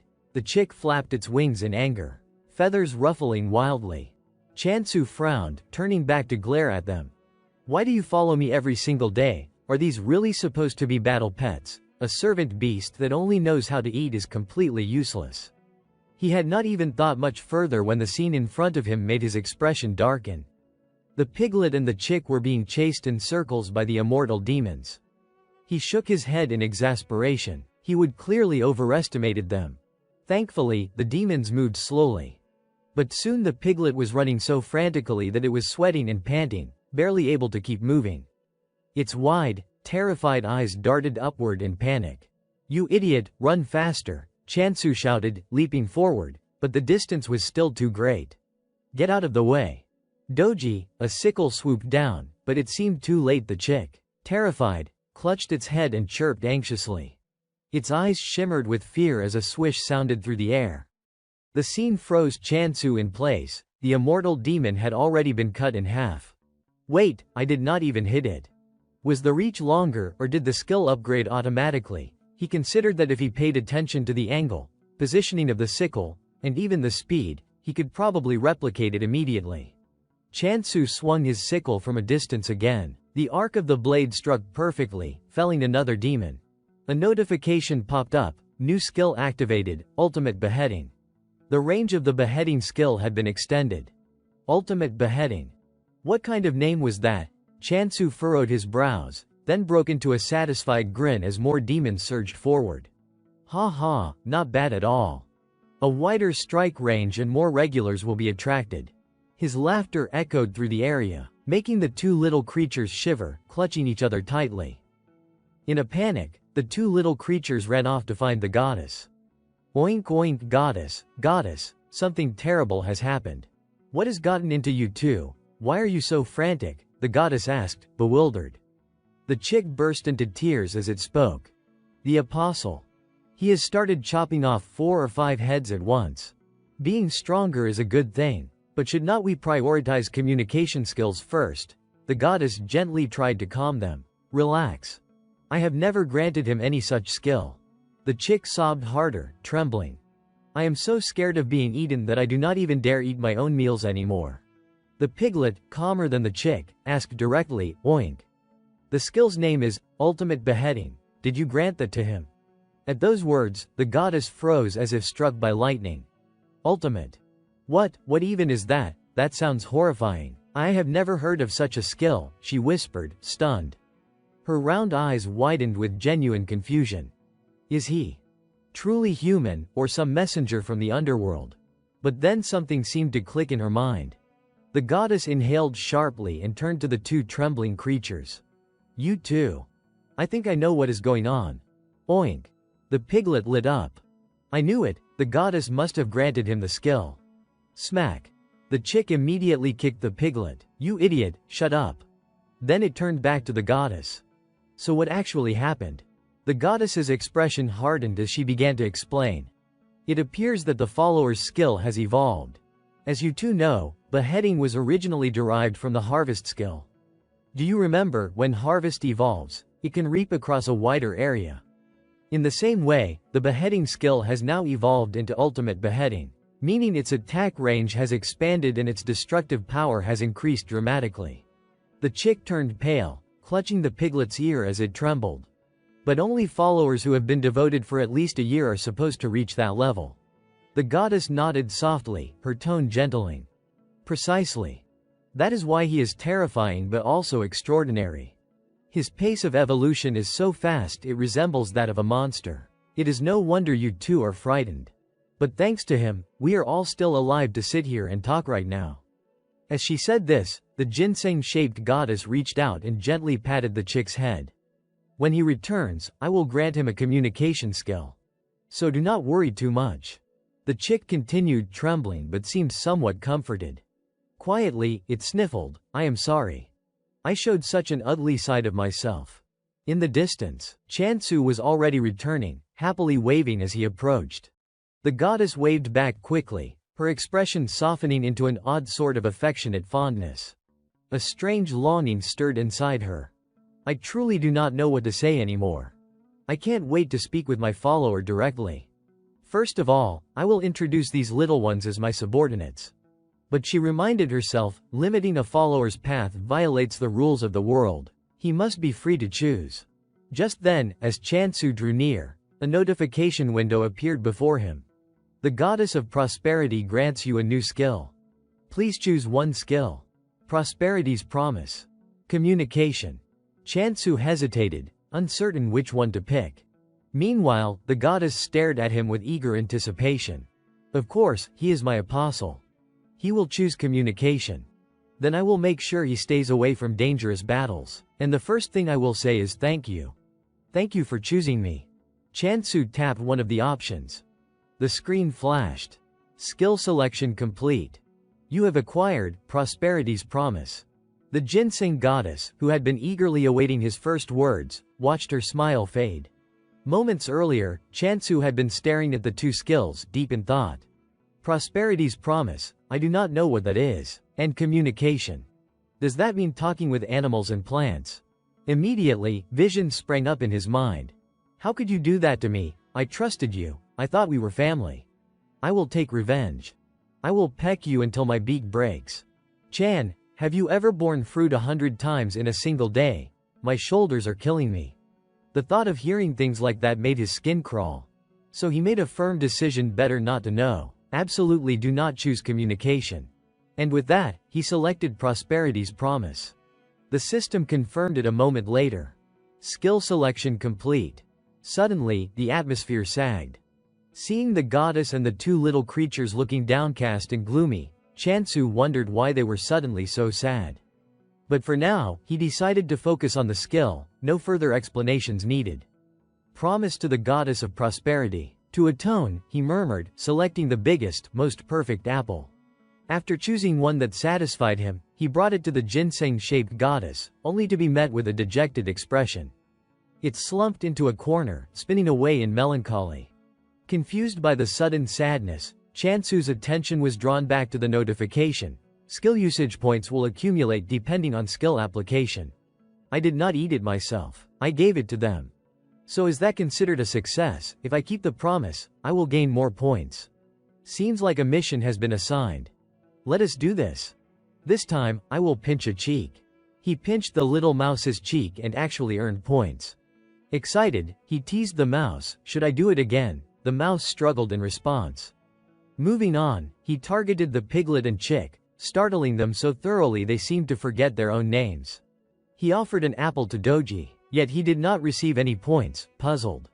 Then he noticed the piglet's eyes gleaming with undeniable hunger. Could it still be hungry? I have already given it over 10 apples.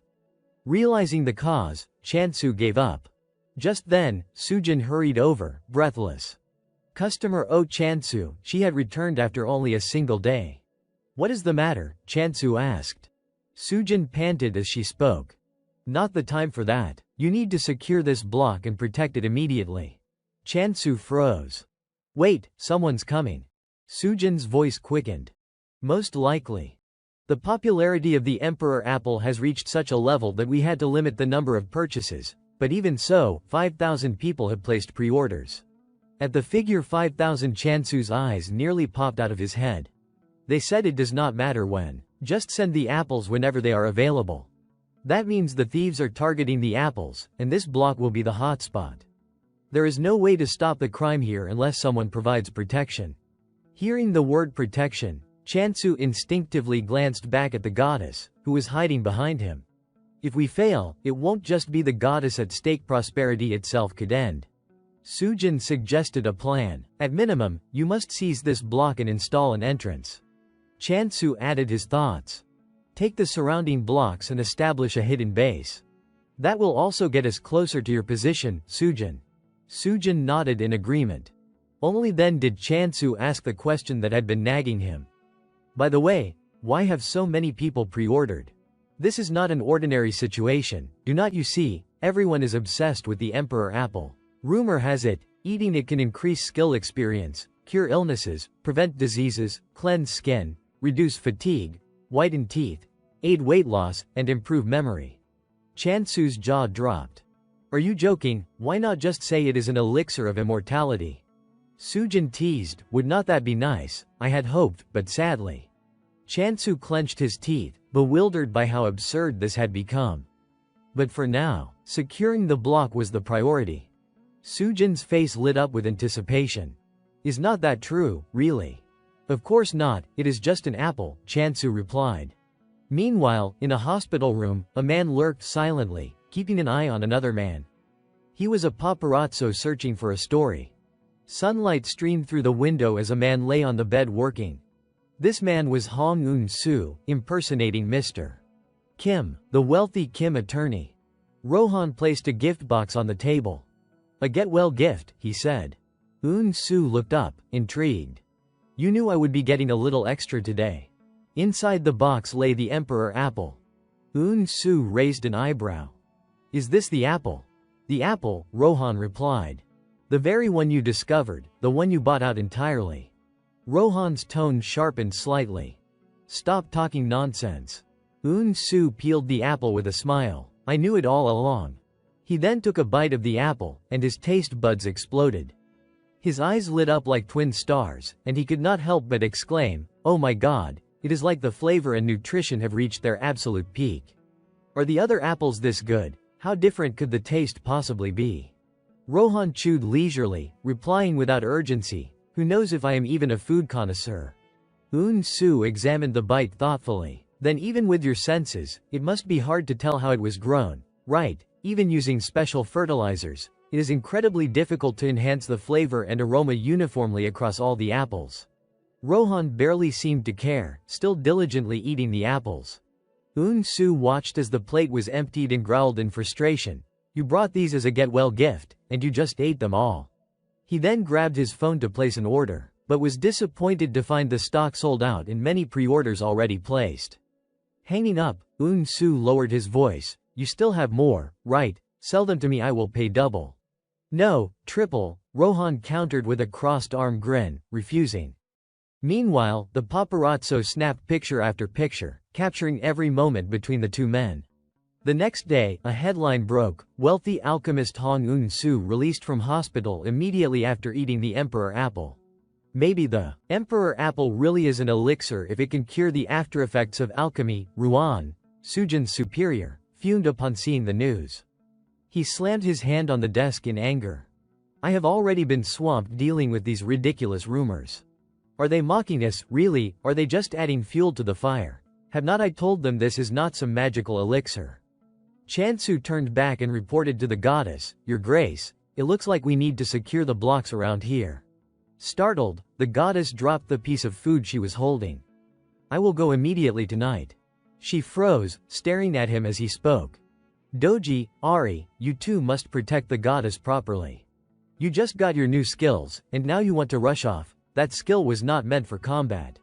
Without hesitation, the tiny goddess darted forward on her small legs. Chansu bent down, watching her constantly paw at his feet. Do not go, it is too dangerous. Your Grace. He murmured, bewildered. Then suddenly, an idea struck him, and his eyes widened. Could it be? He looked toward Hamdali. Finally, the opportunity had arrived. In Chansu's mind, all kinds of food flashed before him. It is time for some protein. Though even now, it already smells amazing. He glanced down at the small creatures at his feet. I could not possibly eat meat right in front of them. So he smiled and turned to them. Beef is fine, right, since the goddess requested it, please understand. Without wasting a moment, he dashed into the storage area to search for what he needed. Chansu began rummaging through everything, looking for the right item. A little while later, his face lit up with excitement and joy. He had found it, the beef he had pre-ordered. Before him lay a tray of succulent, high-quality beef. He was moved, recalling that this was real meat, something he had only ever heard of. On Earth, all meat was lab-grown, and he had only seen pictures, but just looking at them had already made his mouth water. Quickly, Chansu fired up the stove and began grilling the beef. The savory aroma spread through the air, making him marvel. Just the scent alone was completely different from lab-grown meat. Doji, standing behind him, huffed and puffed with excitement. Amazing. Not yet, Chansu quickly reminded him, that is for the goddess. Ari, standing nearby, could not help teasing, the pig just finished eating, and now it wants more. That is not right, Your Grace. At that moment, when they glanced at the goddess, her expression was intense and fearsome, as if the food was not enough. Ari panicked and shouted, it seems the goddess is hungry, check it out. Chansu turned back and reassured them, almost done, Your Grace. Just a little longer. He then carefully placed a hot, fragrant, and richly marbled piece of beef in front of her. Please, Your Grace, eat first. It is hot, so be careful. But she immediately threw the piece of beef down in anger. Not this, I told you not to go. Our clueless Chansu still did not understand, worried. Has the meat gone bad? No. She can't be mad already, I just bought it. So he reached out again, carefully picking up a piece to try. He put the fragrant, marbled beef in his mouth, chewing and swallowing. Delicious, truly delicious, but there was something. The thought made his expression fall. Too bad. It does not leave as strong an impression as the apple did. Chansu suddenly looked toward the goddess and realized. That was why she had not eaten. He guessed that the flavor was not perfect. On the other side, the goddess's eyes shimmered with unshed tears, silently pleading, do not go. Do not go. I told you not to go. Do not leave. You are my disciple. Do not go. I said not to go. Listen to me. Suddenly, Chansu stepped closer to her and smiled. He spoke with determination, I will find an even better cut of meat for you, Your Grace. Please be patient a little longer. Ari and Doji blinked in surprise. Time passed until 11:59 p.m. Ari and Doji were now full and sound asleep. One more bite. No, if I eat more, I won't be able to turn back. The little radish-like goddess still sat in the corner, sad. Tears welled up in her eyes as she stared silently toward the outside world, almost ready to cry. Meanwhile, Chansu was observing the forest around him. The moonlight and scattered lights bathed the night in a dream-like glow. This is the boundary of the block, he whispered. Before him stood a translucent door that shimmered with a pale blue light. He touched it and marveled. From a distance, the scenery stretched on endlessly. Space itself seemed to ripple. Suddenly, the system chimed in, "Do you want to move to Block 35N10E?" Chansu replied, "Yes, let us go." The system windows began to appear, loading. Tip: travel tickets will be restored at midnight. Chansu was amazed. A tip appears whenever I pass a block, how considerate. Suddenly, the oil lamp in his hand went out. Scary. The lamp's gone. After a moment, the space in front of Chansu shifted, and the lamp lit up again. A dense forest stretched before him. He spun around, exclaiming. The scenery was completely different from where he had been. Then Chansu looked up sharply, eyes wide. A swarm of creatures clustered in the sky, like dark shadows. Squinting to see more clearly, he realized it was a huge, terrifying figure charging toward him. "Oh no," he yelled. Immediately, Chansu spun around, fleeing in the opposite direction. His hand gripped the scythe tightly, ready for anything. What kind of insects or monsters are those? Chansu kept running while swinging back at the creatures that got too close. They were far too small, darting around him in erratic patterns. He hacked at them again and again with his scythe, but they were incredibly hard to hit. Glancing over his shoulder, he made a split-second decision. Damn it. I have to go back. He reached behind him and pressed his hand against the translucent wall. Instantly, dark silhouettes with razor-sharp hands slipped out from within. Chansu froze in shock. The immortal goblins. Why are you here? Do not tell me you came to protect me. The goblins flushed in embarrassment, muttering, "We are the ones who will kill you. That is why we will fight with you this time." They launched themselves at the swarm of flying creatures.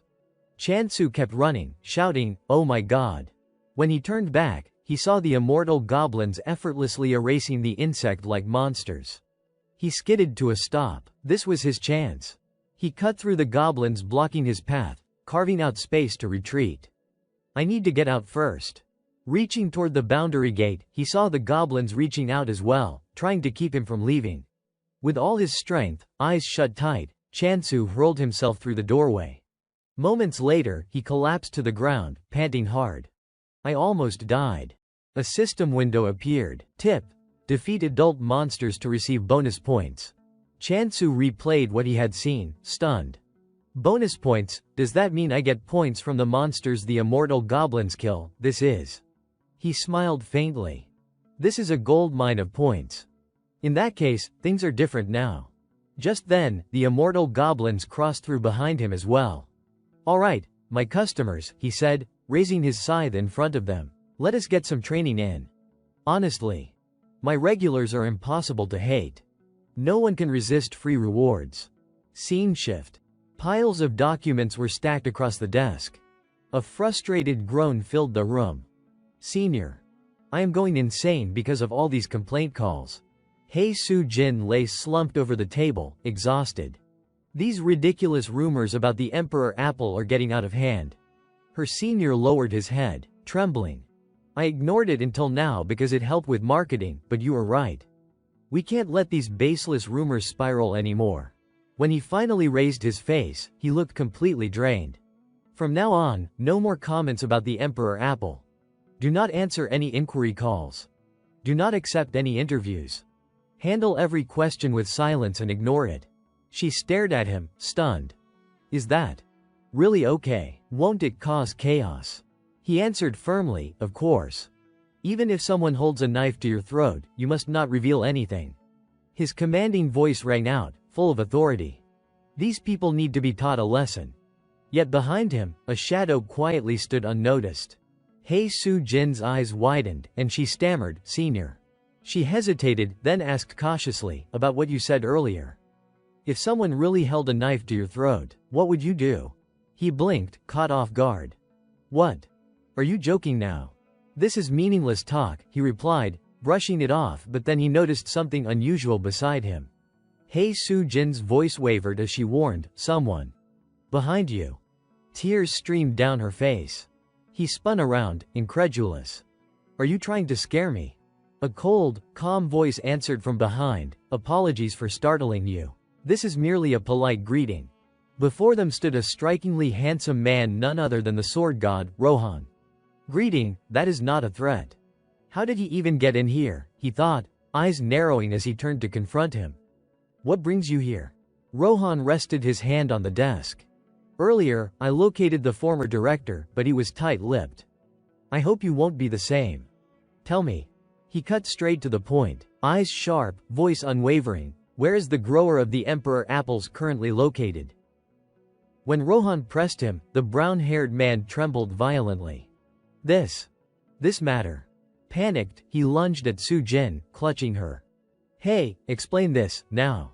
Startled, she whispered back, are you joking? Why would a senior hide behind me like that? The brown-haired man turned pale with fear. Who would have guessed he actually brought a sword? I still have family at home. Hearing Su Jin's explanation, he realized with disappointment that there was not a single trustworthy senior. Gritting her teeth, Su Jin spoke up firmly, if you have met our bot, then you should understand. The shipping company we work for never sells customer information. The man nodded approvingly. Good. Though she spoke so boldly, her body shook, her hands and legs trembling uncontrollably from fear. Rohan, calm and composed, drew his sword. I see. So that is how it is. I wanted to resolve this easily, but it seems that won't be possible. The two of them clung together, sobbing. Please. Do not kill us. Yet Rohan did not attack. Instead, unexpectedly, he slammed the tip of his sword into the floor. Moments later, the blade pointed decisively toward the east. Having established a direction, he turned and departed. I will follow my instincts, he declared, leaving them stunned. What? Instincts? Unable to suppress her curiosity, Su Jin whispered, Instincts, what do you mean by that? The brown-haired man explained, the life of a sword saint is entirely different from ours.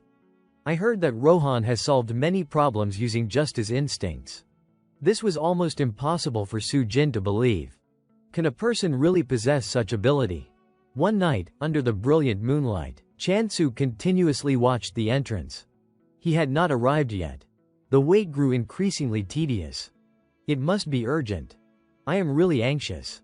Because she said, Oh Chansu, the sword saint, will visit this block soon. Chansu muttered in frustration. I thought even a sword saint would be restricted in movement. Not even a single shipment could be delivered in 2 days. As his patience waned, the system notified him. Someone had entered the block. Unable to contain his excitement, he sprang to his feet. It is Cao Cao, he is finally here. Despite the alert, the door remained firmly shut. Chansu frowned.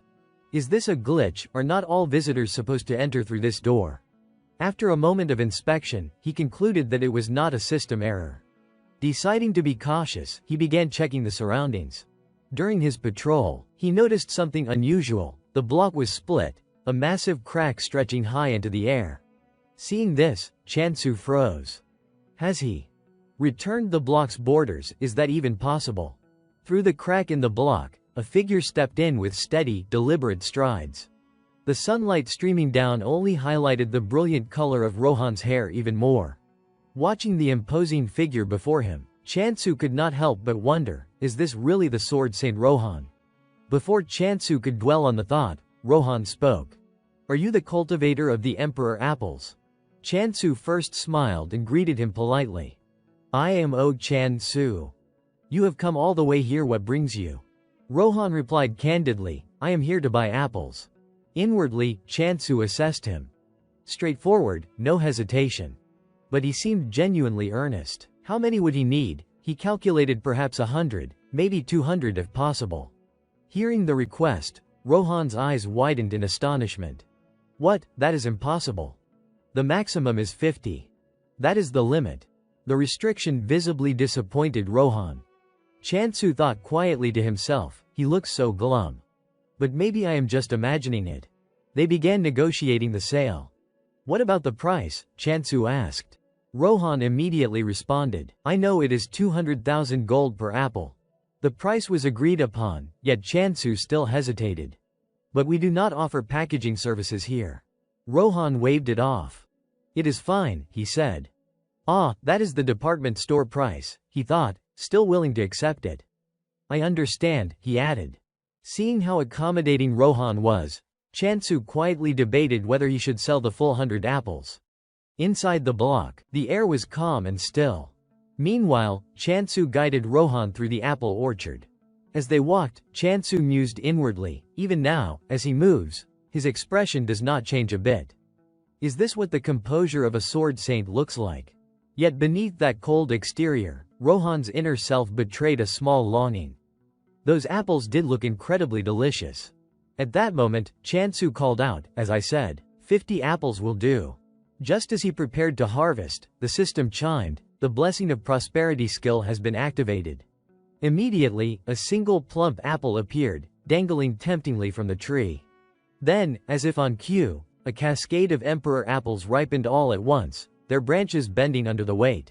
Seeing the fruit ready, Chansu reminded himself, I need to harvest these carefully. Just a moment, please. As he prepared to climb and pick the apples, Rohan called out, please step back, leaving Chansu momentarily bewildered. Before he could react, Rohan dashed forward like a flash of lightning. Blades glinted, slicing through the air in dazzling arcs. In an instant, the ripe red apples flew off the branches as if plucked by invisible hands. When the task was complete, Rohan retracted his sword. Watching the apples neatly slide one by one into his bag, Chansu's jaw nearly dropped. At this rate, he is basically hacking reality. Without leaving him waiting long, the system notification popped up, 10 million gold received. Payment completed, Rohan promised, I will return next time. Seeing him ready to depart, Chansu hurriedly called out, wait a moment. Inside, he quietly started formulating a plan. The insects from the previous block were probably manageable. He had already purchased a staff to ward off pests. But he still did not know what the next block would hold. Having Rohan along would be a huge help, especially with his free pass. So Chansu offered, would you be interested in some other produce? I grow them myself, and I am sure you will enjoy them. Rohan remained indifferent. Produce. Chansu began listing them, the potatoes are excellent. Rohan dismissed it coldly. Do not like it. Sweet potatoes. Nope, not interested. I also grow beans. Rohan refused outright. Really do not like it. At that moment, Chansu's inner voice screamed, if he leaves now, it is over. Desperate, he shouted, apples. Fearing the chance would slip away, he quickly added, I will give you more apples. Chansu decided to offer more because, despite Rohan being unusual, he did not seem malicious. He candidly expressed his intentions. To supply the local area steadily, I need to secure another block. He did not hide his request. I would like your help. I will pay you in apples, Mr. Rohan. Seeing Rohan's somber expression, Chansu worried, am I asking too much? After a moment's thought, Rohan spoke. Steady supply, huh? Then he suddenly spun around, making Chansu jump. Rohan held up 2 fingers. Hesitant, Chansu asked, so? 20 apples. Rohan nodded in affirmation, confirming he understood exactly what Chansu wanted. With the deal sealed, Rohan headed off toward a new location. Chansu ran after him, out of breath. He moves so fast. Just how strong is he? Is he truly unbeatable? At the new location, the mud underfoot was fresh and loose. Chansu's mind turned over the thought, the soil here is so fertile. Why is my block so barren? The sticky, muddy ground made moving difficult. Frustrated, he muttered, I should have brought boots. Even so, he did not forget to check on Rohan. Are you okay, Rohan? Just then, Chansu noticed something unusual, a monster. In a flash, Rohan grabbed him and pulled him away from the danger. Once safe, he instructed, stay behind me. It is dangerous. Chansu could not help but think, you are the one who is dangerous here. At the same time, he wondered, was that really a monster? He questioned it because it looked more like vegetation than a beast, though it still had a ferocious appearance. So he decided, it is fine, Rohan. After all, this is the block I am supposed to manage anyway. Then the system notification appeared, tip, you can activate the submerge skill. The idea of this skill made Chansu feel instantly more confident. Leave this to me. Streaks of light shot through the air as the system confirmed, blessing of prosperity skill activated. At another moment, the golden sunlight poured down, illuminating the forest in a warm glow. Somewhere nearby, a voice complained, a familiar voice, her winged sandals. The source of the grumbling was Su Jin. Every time she came here, she got drenched. So annoying. I can't even open the teleport gate myself. Thanks to the winged sandals, she soared through the air, easily avoiding the muddy puddles below.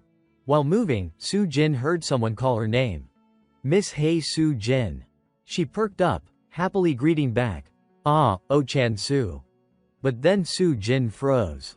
Because before her eyes, Rohan, with his cold expression, was tossing soil into the ground alongside Chansu.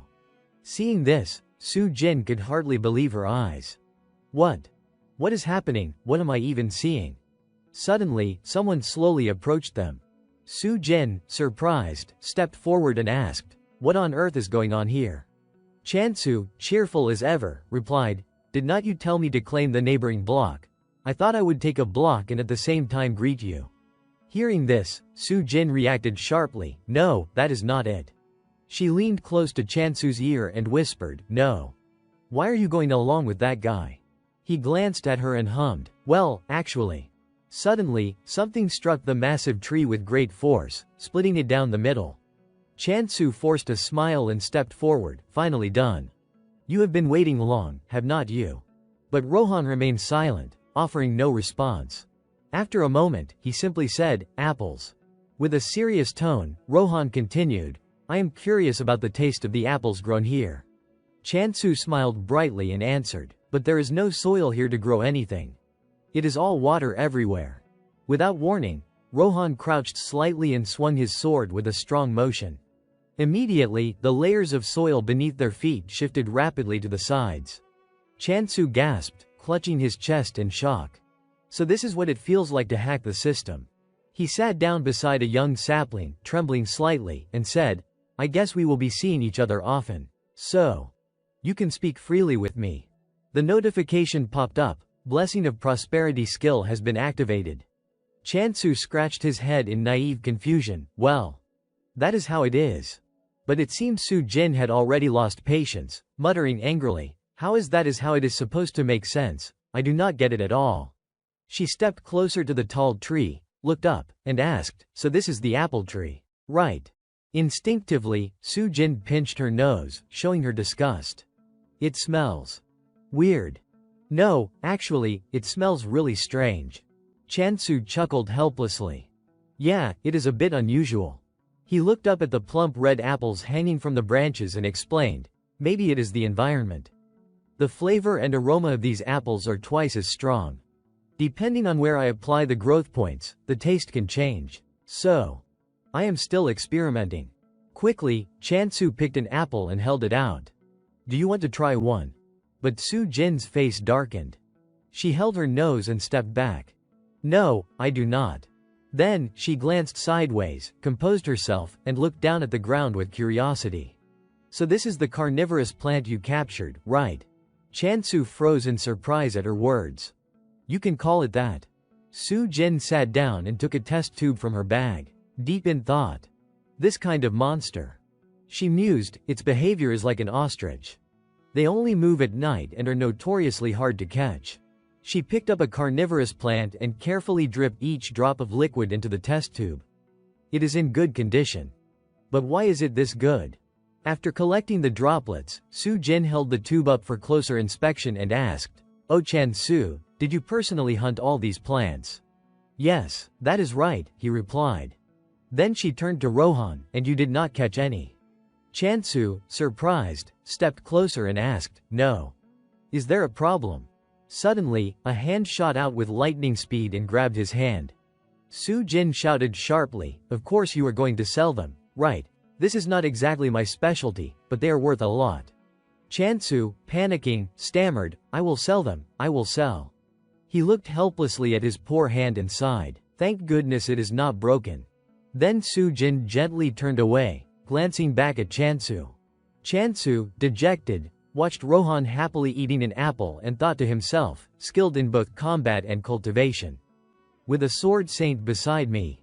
From the very first moment, he has been completely extraordinary. And yet, I am genuinely glad I met him. Meanwhile, Su Jin was lost in thought. 100 apples. the sap of the carnivorous plant, and soon, the upcoming harvests. Suddenly, someone called out her name loudly, Miss Su Jin. She jumped in surprise. Yes. What is it? Chansu said gently, the supplies I ordered. I need to plant the insect-repelling plants and build a new house before we go. Her cheeks flushed red as she fumbled through her bag. Ah, right. I will give them to you right away. Just a moment.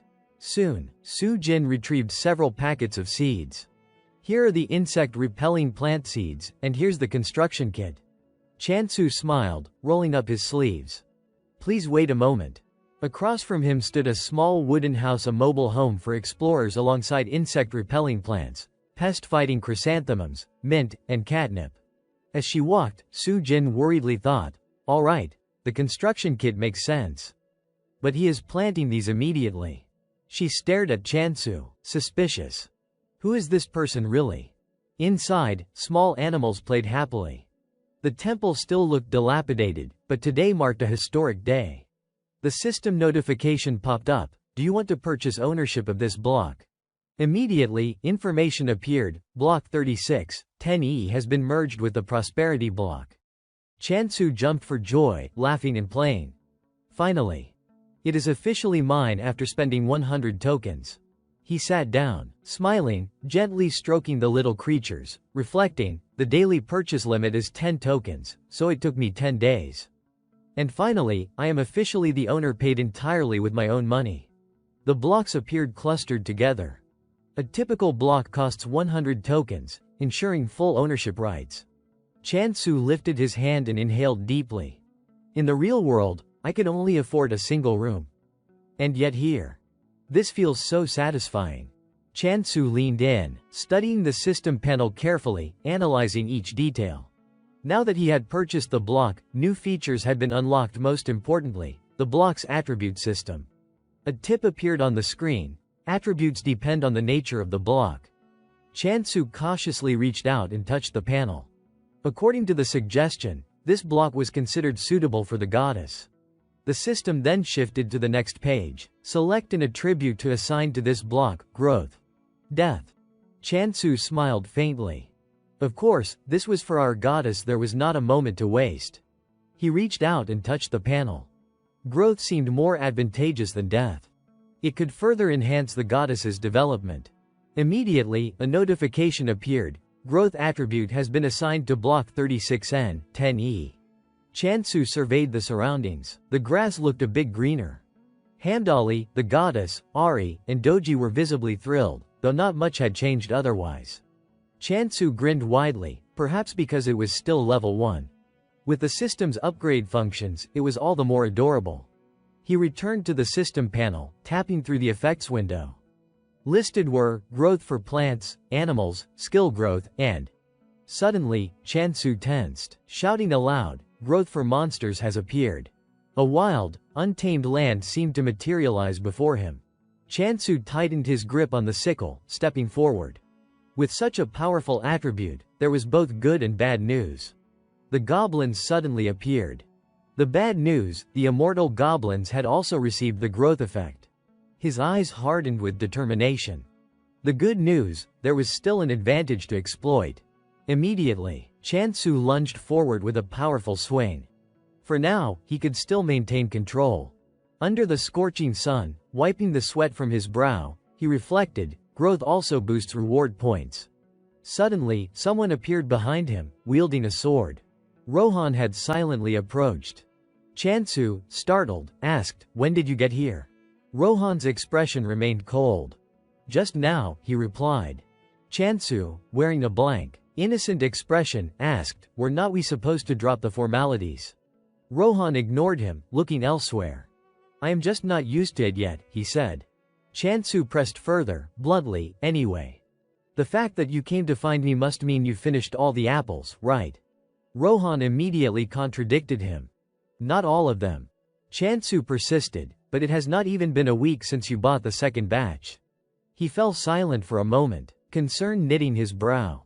Could he eat so many apples that it kills him? Chansu turned around and asked, so, how many do you need this time? Rohan kept stride beside him. As many as possible. The flavor has shifted a bit due to the block's new attribute. Does that work? He asked. The apples now carried a slightly different taste. Chansu smiled, glancing back. I will let you try some for free. Rohan accepted immediately. Sure, he replied. On a calm afternoon, Hamdali, the goddess, Ari, and Doji were gathered for a picnic, enjoying the quiet serenity. Tiny animals played around them without a care, their joy palpable. Suddenly, footsteps approached. But would their smiles last, given the next event? It was Chansu and Rohan, moving swiftly toward them. Chansu's face lit up with surprise. Goddess. Why are you all here? Ari stared intently, curious. And who is that guy? Rohan, still casually observing, exuded an unsettling presence. Ari froze, fear widening his eyes. Is he some kind of butcher? Seeing Rohan draw his sword made him recoil in shock. Rohan's expression was terrifyingly serious. You are lucky. You have got such interesting little pets, he said. Sensing imminent danger, Chansu shouted, Wait, Rohan. Rohan did not respond. He raised his sword high and swung down with precision. Chansu lunged forward instinctively, shielding the small creatures. He tumbled to the ground, utterly stunned. A single red apple rolled away underfoot. Other apples on the tree began to shake as well. Chansu glanced at Rohan and could not help but smile. So he is harvesting the apples. Announcing it in advance, huh? Still in a protective stance over the little creatures, he noticed Rohan had not yet recognized the goddess, calling them his pets. Rohan continued to swing his sword, harvesting the apples with incredible speed. I am not entirely certain, he said, but I know exactly where they are when I swing. Apples flew around him in a blur. This block. It has the growth attribute, right? Chansu thought. Then Rohan made a surprising proposal. Let me stay here. I will pay while I train. Chansu's eyes widened as he turned to ask, Pay? Instinctively, he asked, How much are we talking about? Rohan quickly stated the amount, 9,929,420 per month. Hearing this, Chansu, along with Hamdali, Ari, and Doji, were stunned. Chansu jumped to his feet and hastily shook Rohan's hand, pretending to act composed. Two gleaming eyes betrayed him. His mind was already racing with visions of money. Welcome. VIP customer, he said cheerfully. Chansu interlaced his fingers, his heart swelling with emotion as he thought to himself, so buying apples is just like a drop in the ocean compared to the rent for a month. It is worth multiple times more. Rohan, standing across from him, suddenly asked, Is that okay? Chansu quickly responded, Yes, but only if the Sword Saint trains here. As he spoke, Chansu's mind wandered back to the memory of the ground splitting apart, wondering if it resembled the sky and earth being cleaved in two. He asked tentatively, and Rohan calmly dismissed the thought. No. Chansu grew anxious, waving his arms as he described the possibility of furniture shattering and flying everywhere. Rohan again shook his head. Not like that. Raising an eyebrow, Chansu continued, But I still can't give up the block for you. I do not have extra points. Rohan closed his eyes and turned slightly. No need. Then he stretched out his hand and pointed to the base of a nearby tree. Just give me a decent corner there. Chansu glanced in that direction and was taken aback. Really? Just that much? Rohan nodded immediately. Yes. Placing his hand under his chin, Chansu hesitated for a moment before speaking. Then. All right. But. He looked Rohan straight in the eyes, his expression serious. I actually have another request besides the payment. Placing a hand over his chest, he earnestly proposed, I want to ask you, Rohan, to protect us. In Chansu's mind, an image suddenly appeared, a vibrant tree sprouting among interlocking squares. The nature of this world was to claim blocks, and one never knew when conflict might erupt. Looking down at Rohan, he thought silently, if Sword Saint Rohan, the strongest among the strongest, protects us, what more could we ask for? Level 100, Sword Saint at level 100. The sum is high, but it is worth it. He lowered his eyes slightly and reminded himself, I have to become a regression simulator after all. At that moment, Rohan suddenly spoke, setting a condition. If you can enhance skill growth effects, I will consider it. Chansu raised both fists and cheerfully stated the specifics. 50,000 points per day, and I will provide 10 apples. Hearing the mention of apples, Rohan's gaze sharpened. Apples can be bought separately, right? Chansu hesitated slightly. Ah. Yes, he answered, though inwardly thinking, how many apples does he eat in a day, anyway? Behind him, Ari fixed a hostile gaze on Chansu, while Doji watched with concern. Ari lifted her tiny wing and chirped a few times. Chirp. What are they saying? Doji, her eyes glistening, replied with a small chirp, upped it. As if acknowledging that Rohan would now live here. Meanwhile, Chansu smiled brightly, thinking to himself, the Sword Saint will protect us. The goddess will surely be happy. But as he turned his head, he caught sight of the small creatures bowing their heads gloomily, all looking inward and subdued. Chansu quickly spoke, startling them. Do you want to say hello? These are my pets. As he called out, a shadow approached, causing the little animals to pale in fear. Come on now, you should greet him too. Rohan, meanwhile, watched them intently, his face cold and emotionless. In the very next moment, the little creatures, frightened, scattered in every direction. Chansu forced a smile and explained, I guess they're just a little timid. Rohan remained silent, deep in thought, saying nothing. Chansu suddenly spoke, causing Rohan to lift his eyes slightly. By the way, Rohan. He smiled and added, I have my first request. A short while later, Chansu's sneakers splashed through a blue puddle, marking Block 35N, 9E, a carnivorous plant block. Inside that block, Chansu carried a large basket of fruit toward the base of a tree, with Rohan following slowly behind. Chansu glanced at him, noticing how engrossed Rohan was in devouring apples, and sighed inwardly, again with the apples. Moments later, he cheerfully opened the system interface. Anyway, if I purchase the remaining ownership of this block. His long index finger quickly tapped agree on the blue screen, confirming the transaction and turning the land into a prosperity zone. Block 35N, 9E was now officially owned by the god of prosperity. The system announcement ringing out just as Rohan suddenly drew his sword. Chansu whipped his head around, panic flashing across his face. Rohan. Rohan furrowed his brow, alert. Something's here. Chansu followed his gaze, puzzled. Huh, over there. In their focused stare, even the nearby flower bush seemed to respond, subtly confirming their suspicion. The small white flowers swayed gently in the breeze. A plump black cat lay belly up before them, stretching lazily. A cat. Images of Hamdali flashed through Chansu's mind. He thought, I have never seen another creature here. Maybe it is some kind of monster, like a piggy bank type. The black cat, however, continued comfortably hugging the flower bush, licking a leaf or two with apparent pleasure. It did not look dangerous at all. As Chansu stepped forward, Rohan hesitated slightly and called out, Wait. Chansu smiled softly and scratched the cat's back. You are even cuter and calmer than I thought. Just then, the black cat froze under Chansu's hand, its wide eyes staring at him blankly. Suddenly, it exploded into a frenzy, leaping and hissing aggressively at the two strangers. The cat bared its teeth, making Chansu shriek in fright and dive behind Rohan in an instant. What has gotten into it? At that very moment, the system interface suddenly popped up.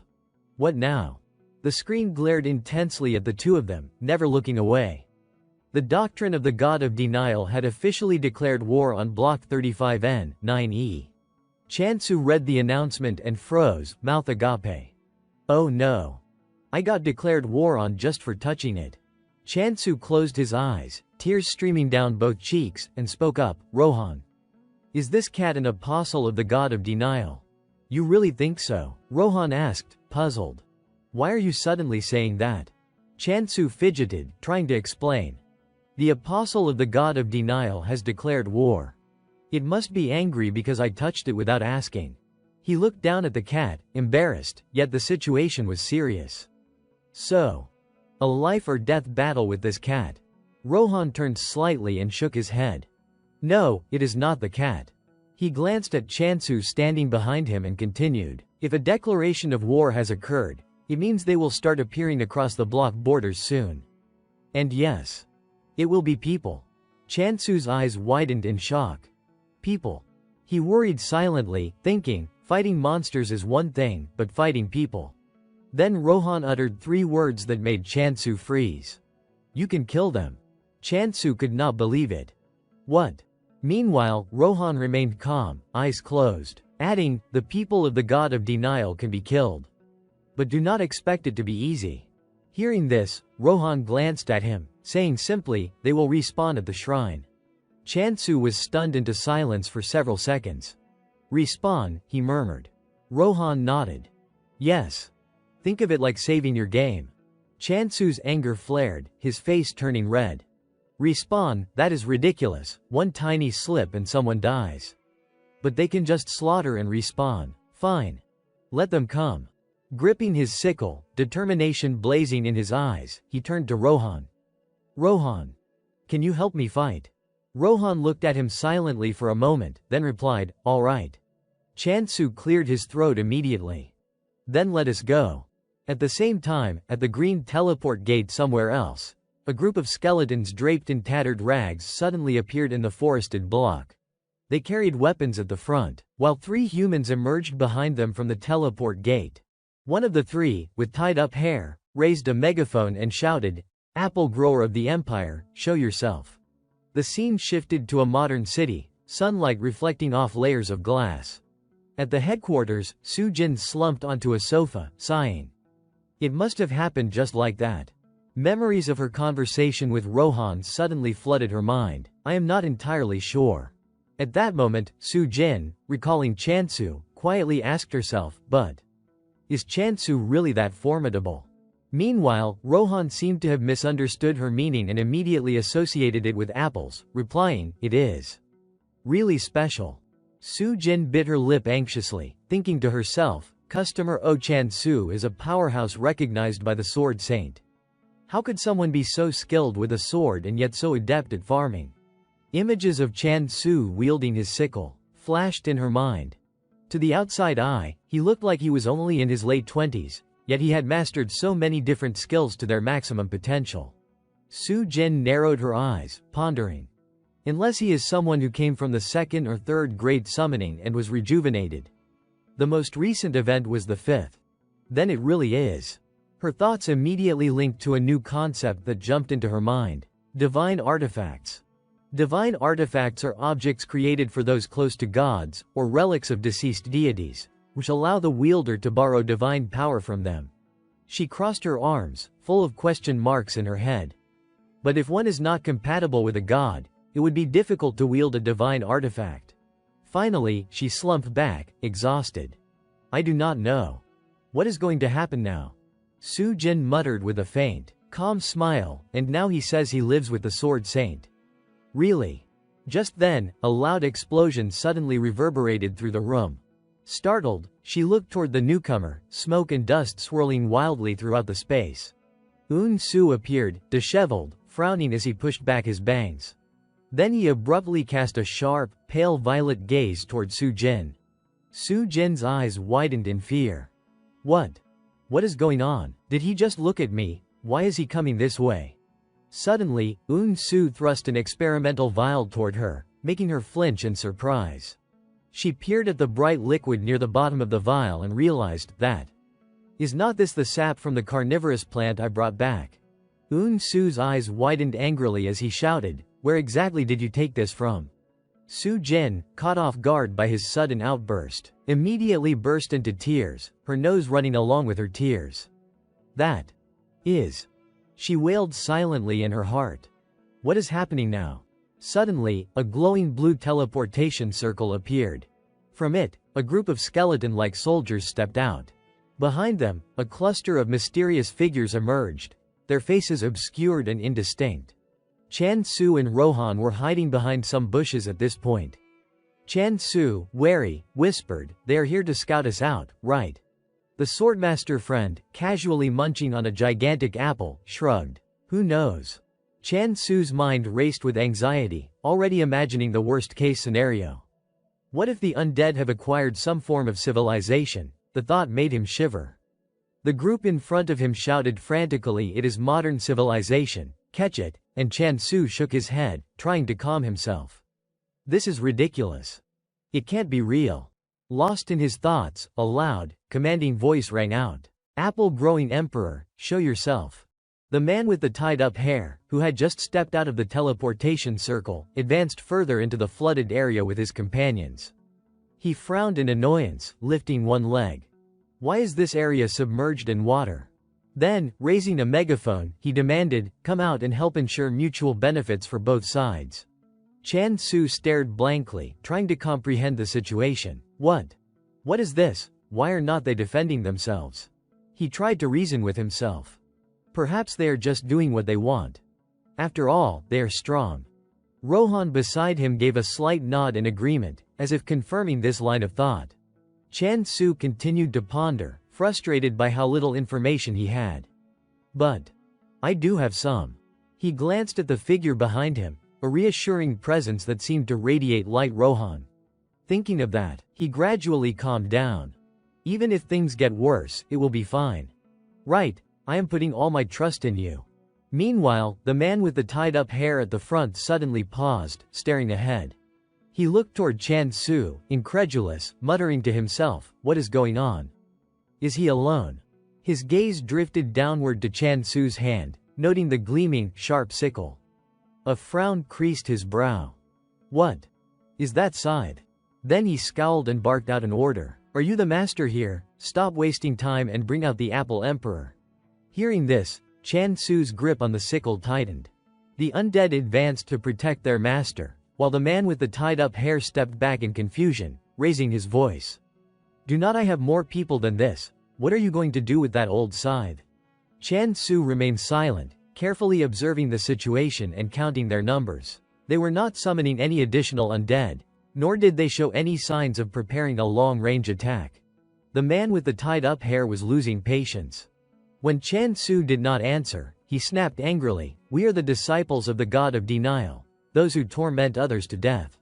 Chan Su, smiling warmly, explained calmly, I was worried because you are supposedly the largest faction here, but it seems you are just a bunch of thugs leaning on your connections. The group froze, stunned by the audacity of the farmer before them. In Chan Su's mind, confidence surged. The god of denial is far beyond my power, but the sword saint is right here. The tied-up hairman's face darkened further, his teeth gritted as he spat, this is your last chance. Bring out the Apple Emperor now, or else. Chan Su, unfazed, replied coolly, if you want apples, you should go to a general store. Why come here to make trouble? The man, losing control, growled, are you ready to face the consequences? Chan Su, serious yet mocking, shot back, you ask a lot of questions. If you want someone who can answer all your questions, go ask my mother. Then, pretending to be surprised, he added, oh. Sorry. His words hit the tied-up hairman like a slap across the face. She is not in this world anyway. Right.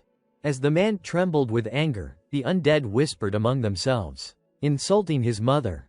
That is too much, just because we invaded. That is too cruel. Confused, Chan Su exclaimed, huh. Suddenly, realization struck him. Panicked, he explained, wait, no, that is not what I meant. I meant the world. She could not possibly be affected by the same world. That is all I meant, and so does she.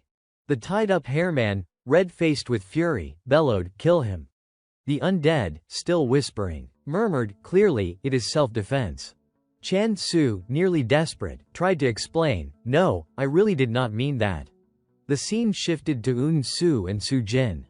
He stepped close to her, his expression pleading. Please, just tell me one thing. He held up a glass vial containing a luminous liquid and demanded, this resin. Did Rohan collect it? Su Jin, startled, stepped back and stammered, no. No, it was not him. Un Su's expression remained serious as he pressed further, so it was someone else. She hesitated, flustered, ah, well.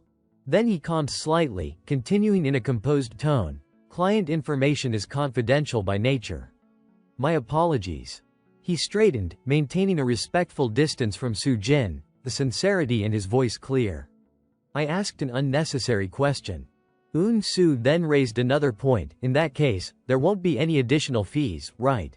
Su Jin nodded, a little uncertain. Ah. Yes, probably. His face was a bit disheveled now, but he still managed a bright smile as he said, "Lucky for you, we are not capable of continuing to accept supplies at labor prices." His pale lavender eyes gleamed with calculation, silently thinking, "I absolutely will not let this slip out of my control." Then Eun-soo spoke to Soo-jin, no cooldown, as she already knew. The carnivorous resin had a high degradation rate, making it extremely difficult to maintain its purity, not to mention how challenging it was to harvest. He then held up a vial containing a glowing pink liquid. "However, the resin you brought back can maintain a higher level of purity than anything we have ever seen before." Eun-soo reached into his coat pocket and pulled out a stack of papers. "I do not know how you managed to collect it, but..." He set the papers down on her desk and asked, "Could you continue supplying it to us?" Soo-jin, holding the documents, read through them and replied cautiously, "I will need to check first, but perhaps it is possible." Hearing that, Eun-soo immediately suggested, "Then let us sign a temporary contract at least for now." She looked up at him and continued, and he winked, a mischievous glint in his eye, smiling as he added, "Tell that person the alchemists will always welcome them." Back with Chan-soo, he was now being assaulted from all sides by the undead. The man with the tied-up hair, furious, shouted, "Execute those who dare mock the god of denial and our pride." Chan-soo, defending himself while struggling to speak, explained, "I told you, I did not mean that," but deep down, he realized that reasoning with them would probably achieve nothing. He would have to clear them out first. Seeing Chan-soo's unwavering attitude only made the tied-up hairman angrier. Why is he so confident, he wondered. Just as the fight was about to begin, the farmer suddenly asked, "By the way, all these undead, were they mass-produced in the same factory?" No sooner had he spoken than he activated his skill slashes after slashes, decapitating the undead in a sweeping arc. Each strike was precise, cutting through the necks of the approaching skeletons with terrifying efficiency. After completing the technique, he even twirled the scythe on a single finger with remarkable finesse. Having finished the battle, his confidence surged. Perfect for practicing skills, he thought.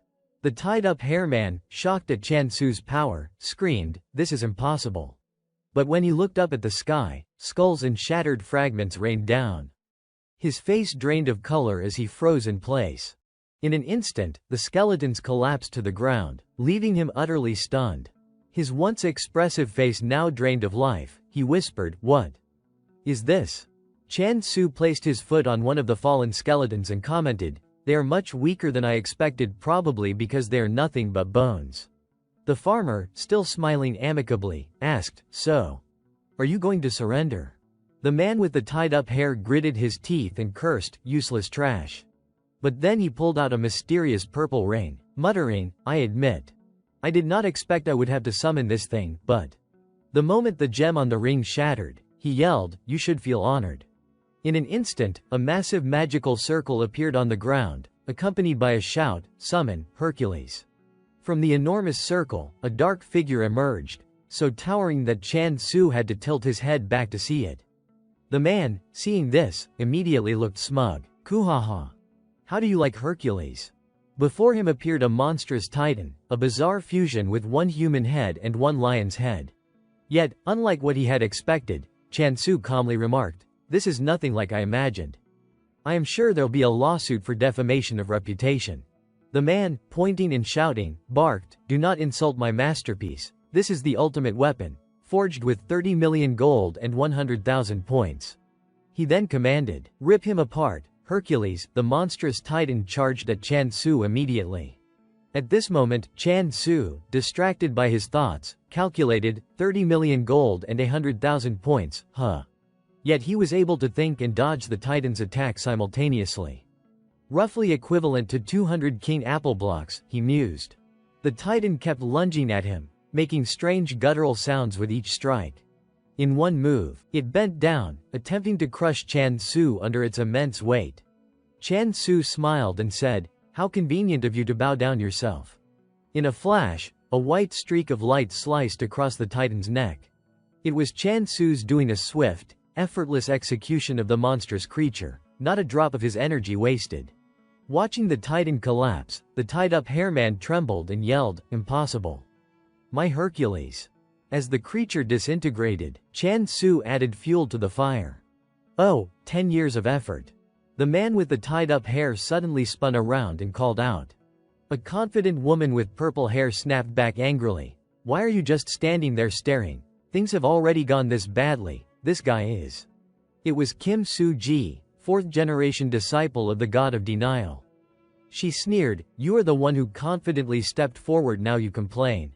Annoyed, she glanced around, muttering, what a hassle. Well, this counts as overtime, right? My role is just to guide. Meanwhile, Chan Su, slightly suspicious, wondered to himself, is it really over? Even I might struggle in phase 3. The moment he lifted his head, Chan Su froze, startled by the figure standing before him. He studied the woman's cold, unyielding face and muttered, I thought you were just a minor character. Her eyes blazed a fiery red, immediately flaring as she glared at him, as if trying to dominate his very presence. Chan Su instantly sensed that something was off. At the same time, a yellow warning flashed before the purple-haired woman's excited face. Tip. Opponent is using the skill Negation of Life to curse the target. His face drained of energy, and his eyes reflected his weariness, yet he forced out a word, ah. So you really are an important character. Finally, the system reminded him, a sharp warning echoing in his mind, danger detected. After activating her skill, Su-ji was surrounded by a dark, ominous aura, which surged toward Chan Su, leaving him drained and collapsing to the ground, his body trembling uncontrollably. The gang leader struggled to stand, a satisfied grin spreading across his face as he taunted, that is right. You should have thought twice before acting. This is the consequence of daring to insult the followers of negation. Chan Su felt his entire body heavy and lethargic, unable to move, his mind foggy and drifting. Seizing the opportunity, the gang leader clicked his tongue and dashed forward, loudly proclaiming, wait up, I will avenge Hercules immediately. Gentle sunlight filtered through the lush green leaves above. The gang leader ran along the muddy path, glancing around, sniffing the air, and thinking to himself, the faint scent of emperor apples. So this is where the old army had been. It was only a matter of time before he found them. Stepping off the muddy road, he reached a drier area, densely covered with trees and foliage. Suddenly, Rohan flickered in and out of sight, moving stealthily behind him. The rustling of the bushes drew the gang leader's attention. He paused, sensing something amiss. Alert, he spun around, scanning the surroundings tensely, shouting, who is there? While he fumbled, suspicious that someone might be hiding nearby, Rohan launched into the air to avoid being seen. The gang leader caught another unusual sound and instinctively looked up toward its source. Rohan was now rushing straight at him. The gang leader's eyes widened in horror, red hair. And a black sword. No way. It did not take long for him to realize the attacker was Rohan himself. Before he could react, Rohan struck a powerful blow to his head, sending him reeling. Meanwhile, in the center of a distant city, tall buildings crowded the streets, bustling with people. Chan Su slowly regained consciousness. Confused, he held his head in his hands, groaning, my head. He sat there dazed for a moment, scanning the cityscape, bewildered. What just happened? I was fighting the followers of negation. His hand instinctively brushed the ground beneath him. Whispering in confusion, he muttered, this place. Only then did he turn, looking down at the streets below. Shocked, he shouted, this is Earth, is not it? The place where I used to pull weeds. Pulling himself together, Chan Su hurried to his feet. Two children raced past him, laughing and playing, which only deepened his worry. The scenery here was unlike the Earth he remembered. Even the children looked different. As he wandered, lost in thought, a familiar voice called out, oh, Chan Su. Instinctively, Chan Su turned to look. In a daze, Chan Su saw two familiar figures smiling at him. The woman's voice carried both reproach and worry as she asked, where have you been, child? Your mother has been so worried about you. Looking at the two figures before him, Chan Su could hardly believe his eyes.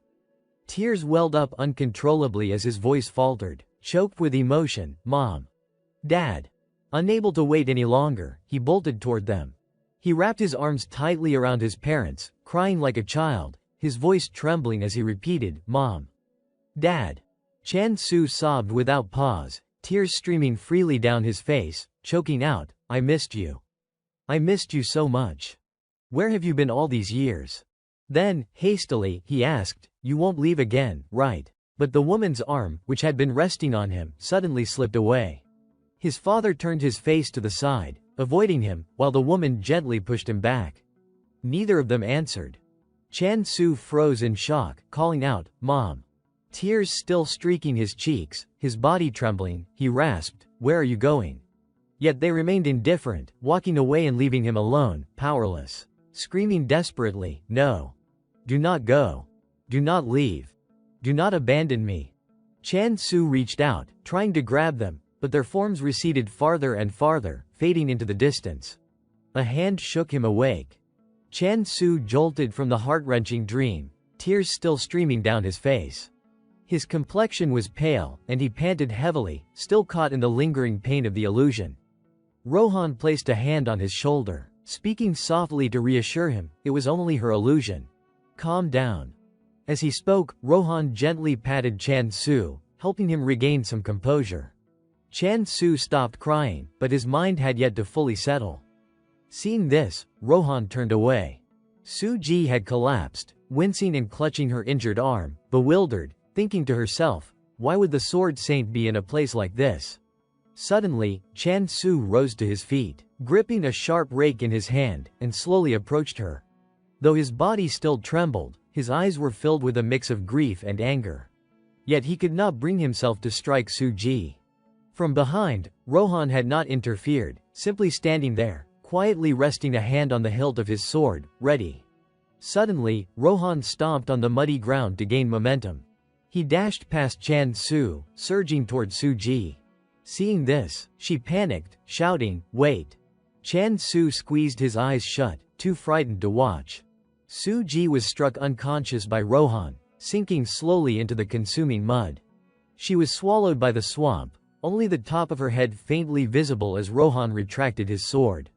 He spoke calmly to Chan Su, did I go too far? Chan Su wiped the last traces of tears from his lashes and said sincerely, no. Thank you, Rohan. Then he glanced at the mess scattered across the ground and steadied himself before asking, let us head back for now, okay, we can clean all this up later. Rohan did not answer his question. Instead, he asked back, what is the plan from here? Chan Su responded honestly, telling him exactly what he intended. We are going to become the strongest force in the world.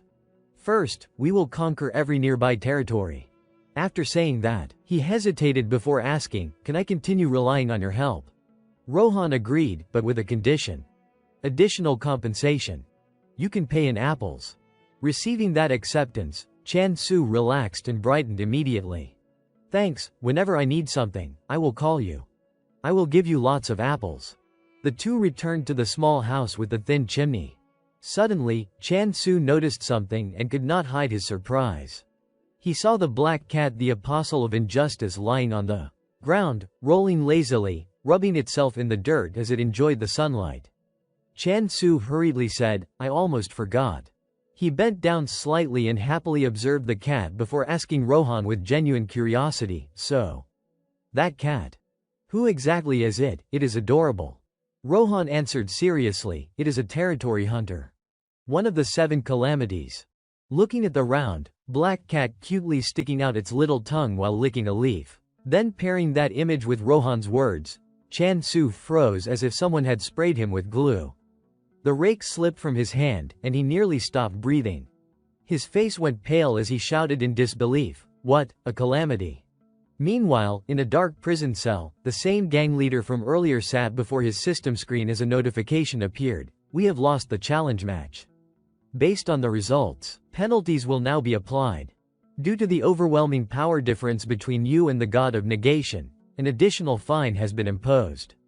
Please pay compensation amounting to 1 billion gold. Lines of text cascaded rapidly across the holographic display. Seeing the disastrous news, the gang leader trembled with fury, gripping the iron bars until they rattled, grinding his teeth as he growled, lies. He shouted back at the system in frustration, it is because of the power gap, the other side even had the Sword Saint, but the cold screen responded with only 2 words, request denied. Then another message appeared, as the involved parties are unable to pay, The compensation will be transferred as a debt owed to the god of negation. Hearing that, the gang leader yelled, "Wait!" He reached out through the bars, desperately trying to grab the hovering display, but his hands passed through empty air. Left with no other option, he screamed in hopeless desperation, "No, I will pay no matter what it takes." Suddenly, he froze in place. Fear made him shrink back as he saw two skeletal figures appear outside his prison cell. They stepped in. One brought a chair, while the other restrained him. No matter how much he screamed, "Let go! Let go!" they refused to release him. At that moment, a pair of long legs in high heels approached. A sharp, acidic voice scolded, "If you were ashamed, then make it certain." Muttering under his breath, the gang leader, now restrained and kneeling on the floor, looked up to see who had entered. He stammered, Why are you here?" Choi Dan-ha, the fourth-generation apostle of the god of negation, arrogantly took a seat in the chair. She glanced down at him and threatened, "You better explain exactly what happened. If you do not want to experience something far worse than death." She smiled wickedly, staring straight at him. He carefully observed her expression and replied cautiously, "The royal apples. I found the orchard of the royal apples." But Choi Dan-ha was not so easily convinced. She eyed him with suspicion and asked, "That is not a lie to save your own skin, is it?" The gang leader anxiously tried to prove himself, raising his voice, "It is true. Rohan the royal apple fanatic was there too." Yet Choi Dan-ha refused to believe him. Judging by the results, if even the sword saint had fought, the compensation would not be at this level, would it? The gang leader floundered, not knowing how to explain, words tumbling out in confusion. "I am telling the truth. The one who defeated the undead is a disciple of—" Of course, Choi Dan-ha interrupted. "So Kim Soo-ji lost too, huh?" Standing, she mocked him, "Kim Soo-ji. She was there as well." She slowly approached him, continuing her sarcastic tirade. Clearly, she had been participating as a mercenary, perhaps as an instructor. "It is unfortunate, but you are not responsible for this incident," she said, pausing briefly before letting out a low, amused chuckle. Her eyes glinted with malice as she told him, "At least you have tasted the pain of death firsthand. That alone satisfies me." Then, she reached out, cupping his face in her hand. Casually, she added, "I just had a thought. If they are farming, then those two must be severely understaffed, right?" As she spoke, she squeezed his face, and the system's voice rang out. "The god of negation requests negotiation with." But Choi Dan-ha, her tone dark and playful, handed the gang leader a new task: take everyone and make them repay using their own labor. The mechanical voice announced once more, "Until negotiations conclude, the losing party will become prisoners." Choi Dan-ha withdrew her hand from his face. The gang leader shouted, demanding reasoning. "What do you mean? There is no way outsiders could be in the royal apple orchard." Choi Dan-ha had no interest in hearing his meaningless protests. With sly cunning, she tempted him, "But the truth is they are there. Are not you curious?" Hearing her, the gang leader immediately sensed something was wrong. His face went pale as he stared at her. Choi Dan-ha had no intent to persuade him. She was issuing an order. Her voice was deceptively gentle, yet each word carried a terrifying threat, hinting at what it would be like if a human were transformed into an undead. "If you do not want to experience it yourself." She trailed off, idly playing with a strand of hair by his temple. Several seconds later, she finally spoke coldly, "Then, by all means, go inside. That is my command." It was an order he could not refuse. It had to be carried out. No one could resist a kitten. Chansu, practically bouncing with excitement, asked, "Then, what exactly is the identity of that cat? It is so adorable." Rohan's voice was calm, almost indifferent, as he replied, "It is one of the 7 calamities." Chansu froze. He could not believe it. This tiny little creature, playing with blades of grass, was a territorial predator. The sickle in his hand slipped from his grip, clattering to the ground as his mind struggled to process the revelation. His face twisted in sheer disbelief and awe. "What? One of the calamities?" He quickly paled and ducked behind a corner to observe the black kitten licking its paws. "Are we going to be okay?" he asked, still trying to keep his composure. Rohan, standing calmly nearby, reassured him, "We will be fine." If it had hostile intent, something would have happened already. Chansu's worry was not fully eased. But what if it actually does have bad intentions? Rohan explained softly, if it did, it would have devoured our territorial rights already. Chansu nearly choked on his own disbelief. Wait. What? Devour our territory rights, that is? Something it can even eat. He hurriedly opened his system interface to check the status of his territory. Once confirmed intact, he exhaled a sigh of relief. At least it had not eaten it. So why was it here in the first place? Rohan, munching loudly on a massive apple, added, it is probably here to eat cat grass. Chansu glanced anxiously at the tiny black kitten. But it is a cat, is not it? To his astonishment, the calamity began devouring all the cat grass voraciously. Huh. It is really tiny now. Impossible. Tentatively, Chansu extended a hand toward one of the drooping leaves to see what would happen. As a result, his blooming ability flourished spectacularly, a blessing of prosperity. The territorial predator's eyes sparkled brilliantly, surrounded by countless vibrant flowers. It approached and rubbed against Chansu's pants, as if acknowledging him. He felt the intensity of its gaze as it flipped onto its back. Was it inviting him to touch it? Bewildered, he reached out and gently stroked its soft fur, an entirely different sensation from touching the massive, smooth handall. Even so, Chansu reminded himself to stay vigilant.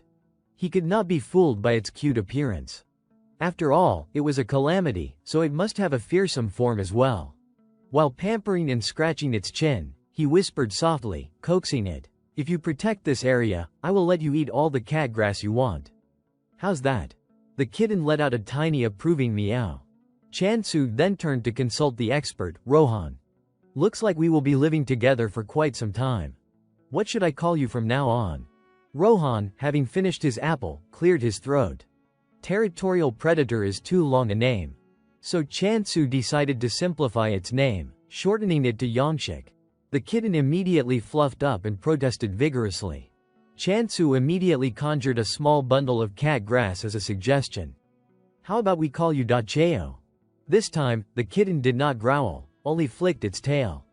Was it asking for an explanation? It was acting more human than human itself. Chansu took a moment, then slowly and poetically continued, your fur is as beautiful as a starry night sky. And your eyes. They remind me of the shining moon. How does that sound? The kitten let out a soft, tiny meow and licked his hand in apparent agreement. Cheo seemed pleased with the new name, as if the matter had been peacefully settled. Rohan, having been dismissed by the previous name, smirked faintly. What is wrong with Yongshik anyway? Chansu was at a loss for words for this strange creature. Do you really understand what I meant? Suddenly, the system's notification chimed. You have won the battle. As a victory privilege, you are awarded compensation of 1 billion. 1 billion. Chansu could not help but want to boast to Rohan immediately. Hey, Rohan, the compensation is 1 billion. But the system was not done. Another message popped up, the god of negation has requested negotiation. Until the negotiation concludes, the losing party will be detained as prisoners. The money, not yet in his hands, had already been revoked. Chansu grumbled in frustration. What, my 1 billion? Give it back. That night, peace settled over their greenhouse, the stars above casting a soft glow. Chansu could not sleep. Sitting up, he looked at the little ones nearby. His voice, low and soft, carried gently through the still air. Goddess. When I first came here, I was scared, worried about so many things. But thanks to you all, I have had a truly happy time here. He murmured to himself, reflecting on the day's events. In truth, he had seen his parents today. Chansu's heart was a tangle of bittersweet emotions. Even if it was only an illusion conjured by the curse, it had made him genuinely happy. At that moment, he felt joy from the very depths of his being. Perhaps he missed them more than he had realized. He clenched his fists, feeling time itself in his hands, and made a decision. Chansu promised himself and the goddess that he would turn prosperity into the greatest power in the world. He tilted his head, glancing at the radish plant sleeping peacefully beside him. His voice, tinged with emotion and sorrow, made a quiet vow, I will help you regain your original form. I promise. The goddess, drowsily, wrapped her arms around his hand, the corner of her eye glistening with tears. Until Chansu was abruptly confronted with frustration early the next morning. Rohan. Are you really going to do that? He hated that he could not just press him down and snap his head off. How could he even keep living like this? A steaming hot meal sat before Rohan, but he did not touch any of it, not a bite. Just apples, was that all he ate? Chansu could not just sit there and watch him fend for himself like that. Do not you know anything about protein, fats, and carbs? A balanced diet is essential, he scolded. But Rohan just hugged his apple and turned away. I am not planning to steal it, he said calmly. Chansu let out a helpless sigh, collapsing into his chair in exasperation. The other little creatures were happily nibbling on their own food. There were so many delicious things in the world. But seeing Rohan gnawing on his apple so contentedly, Chansu boiled with frustration. He did not even bother thinking about eating anything else. Rohan glanced up at Chansu, who was holding his head in dismay, and muttered, "Oh, heavens." Suddenly, a skewer with a piece of apple was pushed toward him. Rohan pretended to be reluctant to share. "Just one piece, no more," he said. "I am not doing this because I want to eat it." "Fine, take it, I planted these apples myself," Chansu shouted. He realized he could not force Rohan to eat what he wanted. "Forget it. Why am I even worrying about him? He is the sword saint, he can take care of himself," he muttered. Rohan, seeing this, nibbled his apple in peace. "If you do not eat it, I will," he said. Chansu turned to check on the little creatures. "Everyone's eating well, right?" Before he could finish, he saw the little ones lying on their backs with full bellies. "Right." He bent down to ask the goddess gently, "And you? Are you enjoying it?" His words were met with sheer shock from those present. He felt a little guilty for addressing her like that. Rohan still did not know the goddess's true identity, so maybe she would forgive him for being a bit casual. But she remained completely stone-faced. Ari toddled forward, scolding furiously. "How dare you speak disrespectfully to the goddess?" Then came a barrage of chaotic insults. "You think just because you got good points you can do whatever you want now?" Chansu chose to ignore it. "I will explain later," he whispered to himself. He tried to calm the scattered emotions of the little ones. "Stay calm, everyone, stay calm." Meanwhile, Rohan relaxed, sipping on his pure emperor apple juice. A little grunt sounded from a piglet behind the annoyed Ari. "Wait a second." The piglet pushed its glasses up with an air of scholarly mystery, trying to deduce the situation. Could it be that the apostle did this on purpose? Ari, still skeptical, tilted its head behind its tiny glasses. "What are you talking about? Where did those cups even come from?" It waved its short arms in disbelief. "You are really foolish, that sword saint does not even know who the goddess truly is." Doji, with an air of intellect, pointed out the peculiarity. But the apostle spoke formally to the goddess, was not that just digging his own grave. The tiny chicken's wings suddenly shot forward and grabbed a fistful of the piglet's thick, pudgy cheek. Ari's expression turned frighteningly menacing as it growled, "Try using that mocking tone one more time." The moment the glasses slipped off, Doji's intelligence plummeted. "I want an apple," it mumbled. Curious, Ari put the glasses back on Doji, and immediately its face shifted back to that arrogant, snobbish attitude. "Could you please overlook this matter and speak like a gentleman?" But as soon as the glasses came off again, it turned into a clueless, empty-headed simpleton. "Apple." Without hesitation, Ari beat the little pig senseless and smashed the glasses to pieces. Chansu stood up, leaving the chaos behind, and turned to Rohan with a pushy tone. "Can we go now?" The goddess's eyes glistened with tears when she realized he was about to leave. "Miss Hei Sujin will arrive here soon," she murmured. Before heading out, he offered a gentle reminder. "All right then. Take good care of the house, okay?" He noticed the goddess frantically waving her hands at him. "The goddess, huh?" Chansu scratched his head awkwardly, unsure what to say. "I did not mention the battle because I thought she would forbid me from going out. But she already knew everything. I guess that scold transmitted the news again." Even so, he could not delay any longer. He bent down and patted her head. "I will be back right away. Can you wait for me a little?" Rohan cleared his throat loudly when he saw how affectionate Chansu was acting. He spoke in a serious tone, eyes fixed on Chansu. "There is something I want to tell you." Chansu followed him aside, puzzled. What is it? A new piece of information was dropped on him. Time flowed differently in every world. Even between Earth and this place, the passage of time was not the same. Rohan's expression was unreadable, but his sincerity was unmistakable. So do not be too impatient, alright? That reassurance brought Chansu a sense of peace. He smiled, relieved. Thanks for everything. Now we really are leaving, right? Even then, the corner of his eye drifted back toward the little one staying behind in the house. The goddess, tearful and sniffling, waved at him along with the others. Suddenly, Chansu had a brilliant idea. Hamdal, you are coming with us too, right? He reached into his spatial pocket and pulled something out. Did you think I bought this just for decoration? Hamdal ran toward him with bright, sparkling eyes full of expectation. It was a breathable hamster sphere made specifically so owners could carry their beloved hamsters around anywhere they wanted. Want to keep your hamster with you at all times? No need to worry anymore. This adorable carrying capsule lets you explore the world together. Once everything was set up, Hamdal hopped inside the carrier, bouncing with excitement. Alright, now we can go. They bid farewell to their safe little territory and stepped out to explore the world beyond. It was time to expand their domain. The door opened, bridging two entirely different dimensions. Chansu stepped through, his face full of awe at the sheer wonder before him. He gazed at the simple, modern door still standing ajar, and beyond it, the night sky glittered with countless stars. Now, he thought to himself, even without a travel pass or Rohan, getting around won't be a problem anymore. This door is truly amazing. At that moment, a voice called out, drawing his attention. You have arrived, huh? Soft sunlight bathed Hei Su Jin as she knelt on one knee, gently stroking the back of the black cat. I heard you fought the null deity, she said, relief evident in her voice. I am so glad you are safe. Chansu smiled brightly at the sight of her.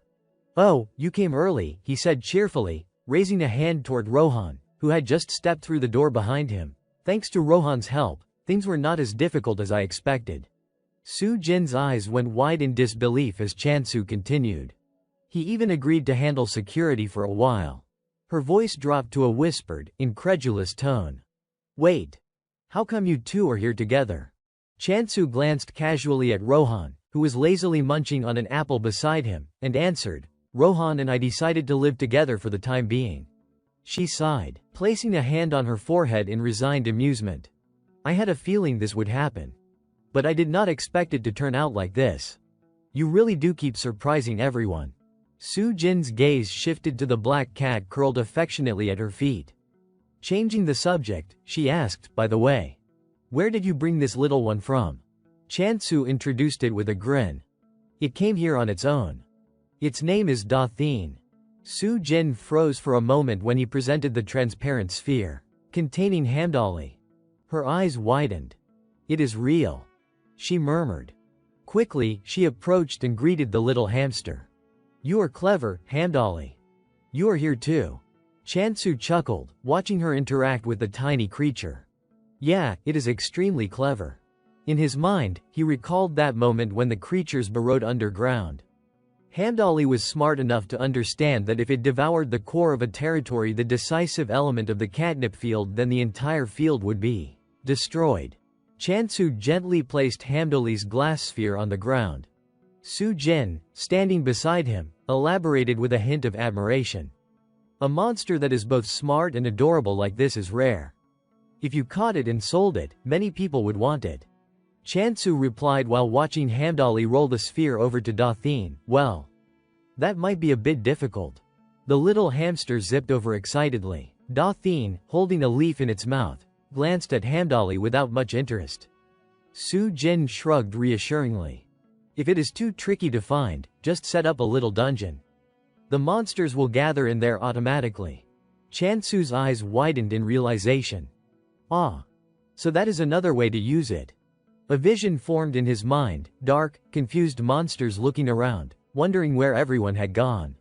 He stroked his chin thoughtfully. Currently, we have 443 loyal customers.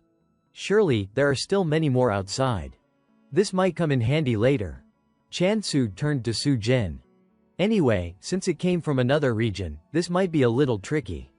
Su Jin's eyes widened with curiosity. Another region, from where? Chansu replied, it came here on its own, so I am not really sure either. Su Jin's face paled slightly. Wait. Could it be a person transformed into a cat? Chansu explained, oblivious to the fact that Da Thien was now drooling over Hamdoli's glass sphere. According to Rohan, Da Thien was a territory-devouring creature. Su Jin, engrossed in conversation with Chansu, barely noticed the scene unfolding and asked again, a territory-devouring creature. The tiny hamster flinched at the words, while Chansu's voice carried across. Yes, that is right. Su Jin's curiosity deepened. Really? There is a monster with a name like that. Meanwhile, Da Thien's expression was terrifying. Its mouth dripped saliva, and one paw pressed onto the glass sphere, leaving Hamdali utterly terrified. Chansu recalled that it was not just any monster, it was one of the 7 great calamities. Su Jin laughed in surprise. Aha, so it is the territory devourer. Suddenly, she grabbed Chansu's wrist. Tears streamed down her face as she dragged him swiftly to another spot, shouting loudly alongside him, Why? Why is one of the 7 great calamities here? The two of them leapt into a patch of tall grass. Su Jin flung him aside, sending Chansu sprawling onto the ground, panicking as she yelled, It even says here that it does not just devour territory, it can destroy entire regions. My ostrich-feathered tail. Why would something like this show up here? Chansu sighed, propping himself up. Ah. Well, for now, we think it came because of the catnip. Su Jin gave him a puzzled look. But it is not really a cat. Why would it stay just for the catnip? Chansu scratched his head, giving an honest guess. I do not know the full story either, but that seems to be the case. He went on to explain. To claim a territory, you normally need at least 200,000 points. He looked toward the sprawling catnip patch. Blessings scattered across it had cost less than 10,000 points. Chansu continued, so, on the surface, it seems like a 20-fold difference. But the absorption efficiency depends on the form. If you place the two side by side, the disparity becomes very clear. For example, if the ratio is 1 to 90, for Da Thien, this area would be worth 2,000 points, while the catnip would be worth 9,000 points, over 3 times the difference. One of his hands pressed against the thick tree root behind him. Of course, that was not an exact ratio, and nobody really knew if it was even accurate. Chansu pushed himself up from the ground. But as the chosen one, I really do not have any other options. Su Jin looked at him in alarm. It will be okay, right? I do not want to come back one day and find everything gone. Chansu was not entirely sure. Cats are territorial creatures. So maybe, at the very least, it will protect this area. Suddenly, a sharp, piercing cry cut through their conversation, making Chansu spin around. The glass sphere had shattered. He sprinted toward the black cat. Da Thien, no, stop. Chansu yelled when he saw Da Thien with Hamdali in its mouth. Hamdali is not food. He snatched the little hamster back. You little monster, I introduced you two to be friends, not a meal. Da Thien did not even care about losing its snack. It lazily scratched its ear, an attitude that left Chansu completely exasperated. Not even listening, huh? His eyes flicked to Rohan, standing calmly off to the side. Rohan, why are you just watching? Rohan still had bits of apple stuck to the corners of his mouth, but his serious expression had not changed. If anything happened, I would have stopped it, he said. Chansu could not believe it. Hamdali almost got eaten, he shouted. He bent down to check on the little hamster, which was crying pitifully. Are you okay? Su Jin hurried over, concern etched on her face. Hamdali's not hurt anywhere, right? We will have to be careful until they get used to each other. Once everything seemed settled, Su Jin brought up a new topic. By the way, Chansu, I actually need to tell you something. Chansu tilted his head in curiosity. Again, if it is about the ostrich-feathered tail, I already saw the message. Su Jin looked up at him. A fraud claiming to be the owner of the Emperor Apple has appeared. Chansu forced a smile. Wow. What a strange scam. All over one apple. She continued, her expression serious. Yes, but listen. He claims that because the apple carries the blessing of prosperity, He has the right to possess it as an apostle of prosperity. Chansu stared at her, stunned. Huh. She gestured toward a fake-looking apple. He even brought an apple to prove he is an apostle of prosperity. But compared to the emperor apple, it is just a cheap knockoff. Su Jin exhaled. He also brought a fake prosperity artifact contract, so we can completely dismiss his claim.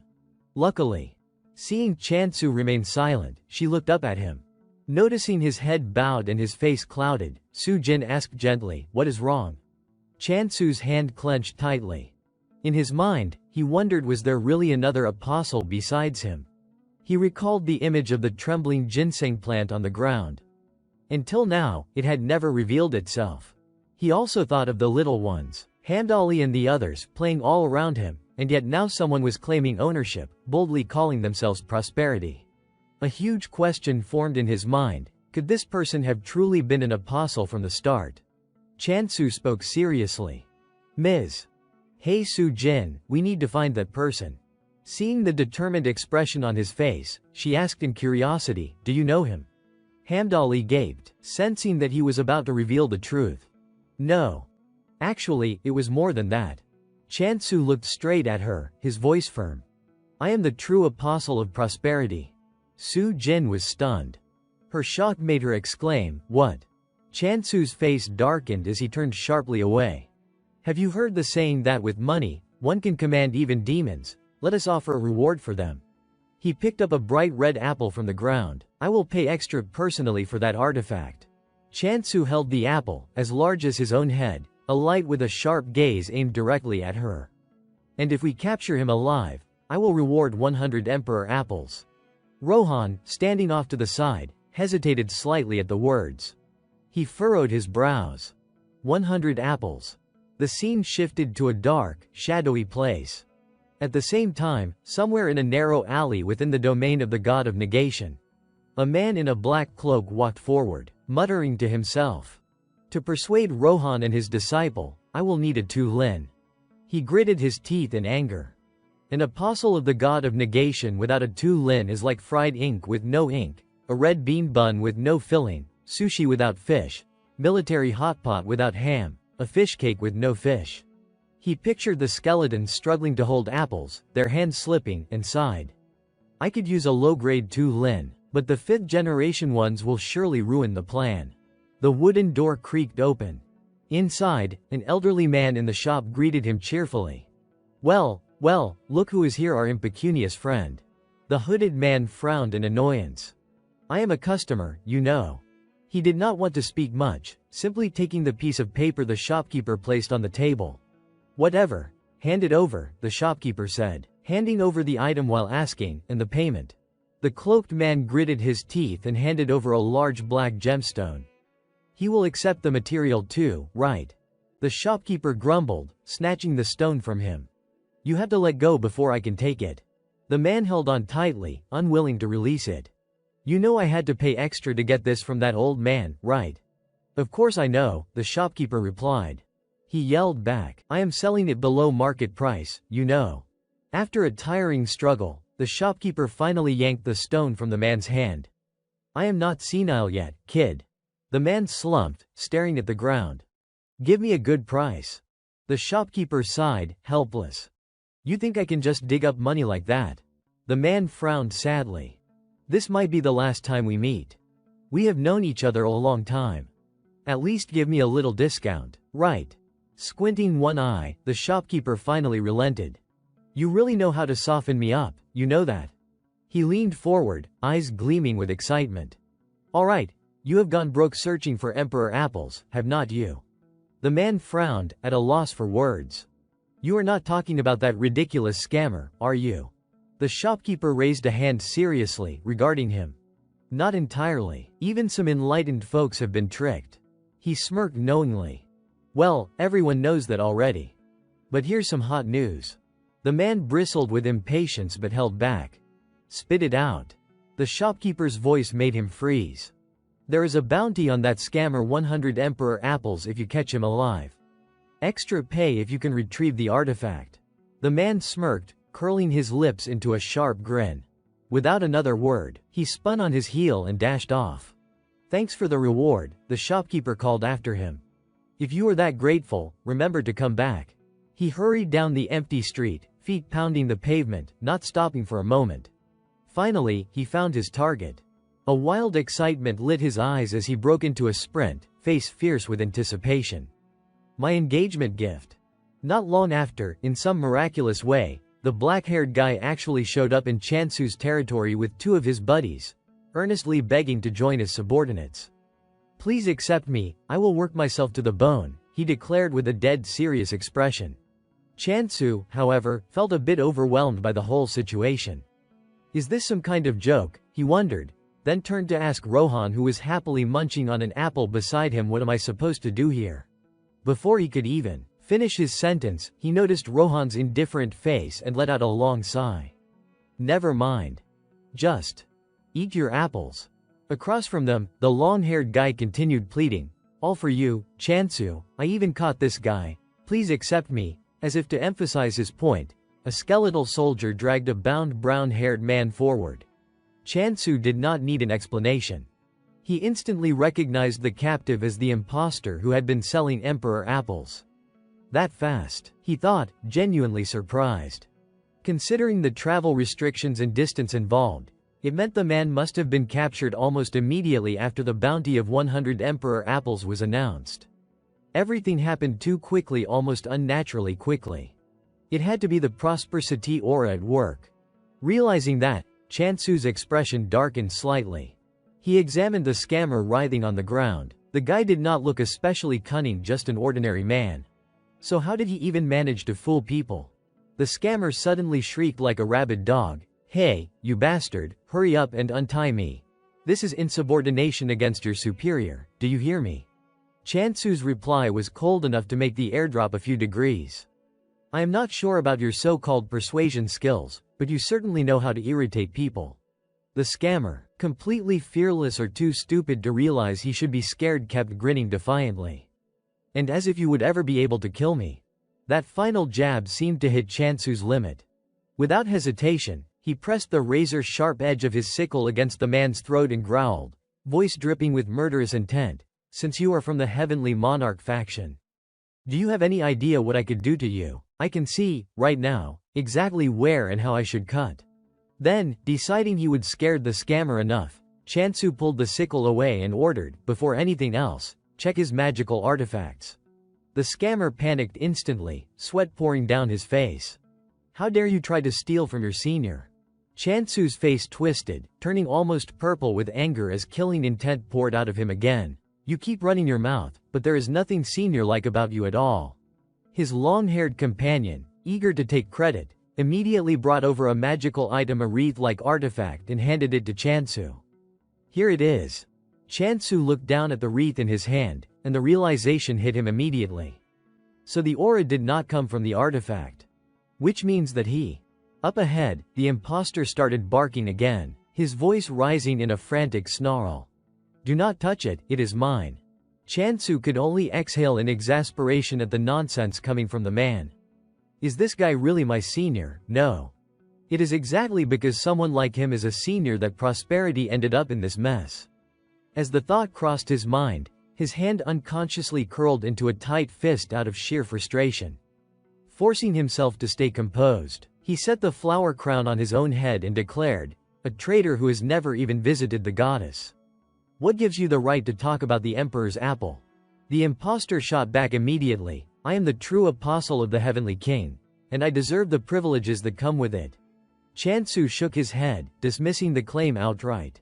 You did not contribute a single thing. What gives you the right to demand anything?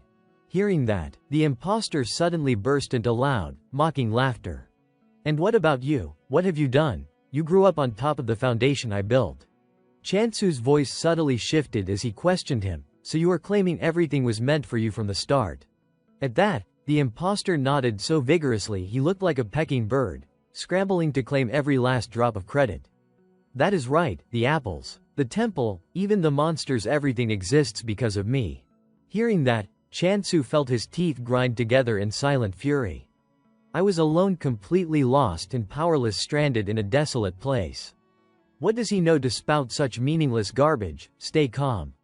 No matter how you look at it, none of this is something a single apostle could have done on their own. With that thought, he began pressing the impostor further. Stop talking nonsense. Who are you working with? The impostor's expression changed instantly. Panic flickered in his eyes as he stammered, What are you even talking about? Chansu narrowed his eyes and repeated, the one supporting you from behind the scenes. Every world shares the same goal, protecting their god and empowering them. But you abandoned your own god and ran away. You must have something, or someone, backing you. Cold sweat trickled down the brown-haired man's face as he tried to keep a straight face. Still, he forced his voice to rise in defiance. There is no such thing, I am just trying to survive, and then I ended up getting exiled to some remote wasteland. His voice grew faint when Chansu lifted his scythe. Calmly, Chansu said, I am listening to your final words. Goodbye. There was not a trace of humor on the protagonist's face, and that cold certainty shattered what remained of the impostor's nerve.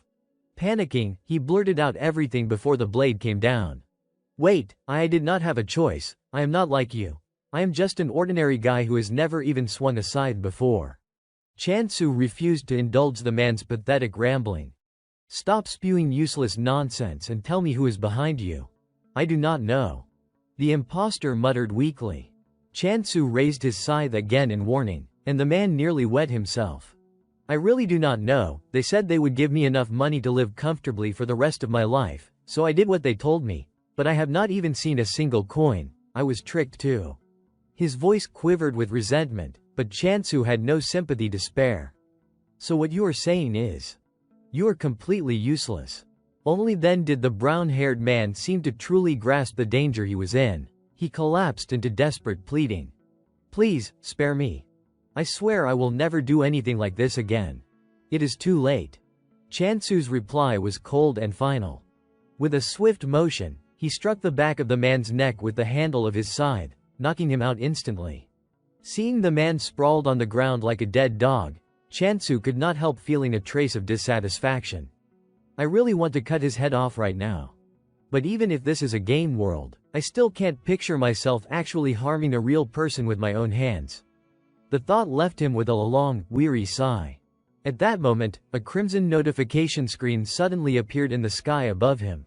The god of negation invites you to switch gods. If you become his apostle, you may kill that man. What do you think? A chill ran down Chansu's spine as he read it. The god of negation again. What is he? Some kind of stalker? It is not like I am planning to kill the guy. He talks like there is some sort of barrier preventing me from doing it. Worried, Chansu turned to Rohan. Brother Rohan, what happens if you kill someone from your own faction? Rohan shook his head, clearly clueless. Chansu was not surprised. Right. You are not an apostle. Before he could figure out what to do next, the long-haired guy behind him spoke up. Hey, Chansu.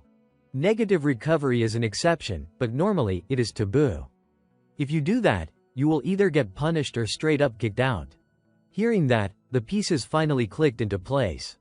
Chansu glanced at the unconscious impostor on the ground and thought, so that is why he was acting so bold. If I really wanted to, I could force this captured apostle of negation to do the killing instead.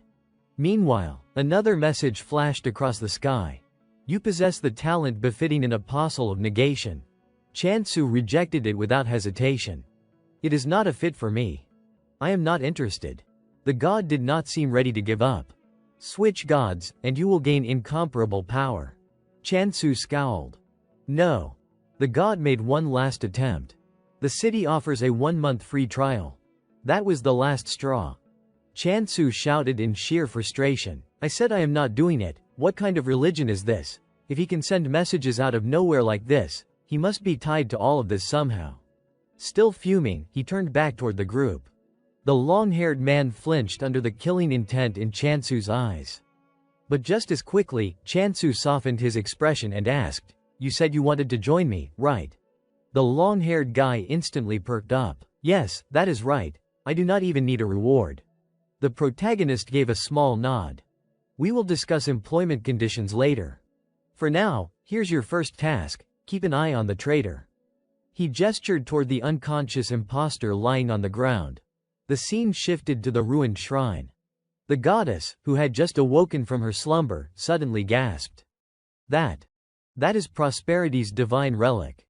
Standing before her, Chansu carried the flower crown and spoke calmly. Goddess, I am returning something that rightfully belongs to you. He extended the crown toward her. His gesture caught her completely off guard. Her lips parted in surprise. But a moment later, she gently pushed the crown back toward him and shook her head. Chansu smiled softly. I am fine. I have managed without it so far. As if responding to his words, the flower crown floated upward and settled perfectly atop the goddess's head. The moment it touched her, something extraordinary happened. The crystal embedded inside the bud burst into a blinding light, stunning everyone present. What is happening? Chansu cried out. Only when the light finally faded did he notice a small figure standing inside the drifting smoke. Who are you? He asked. Beside him, Doji was on the verge of tears. At long last, the goddess has regained her strength. As the figure became clear, Chansu stared in disbelief. No way. This is the goddess.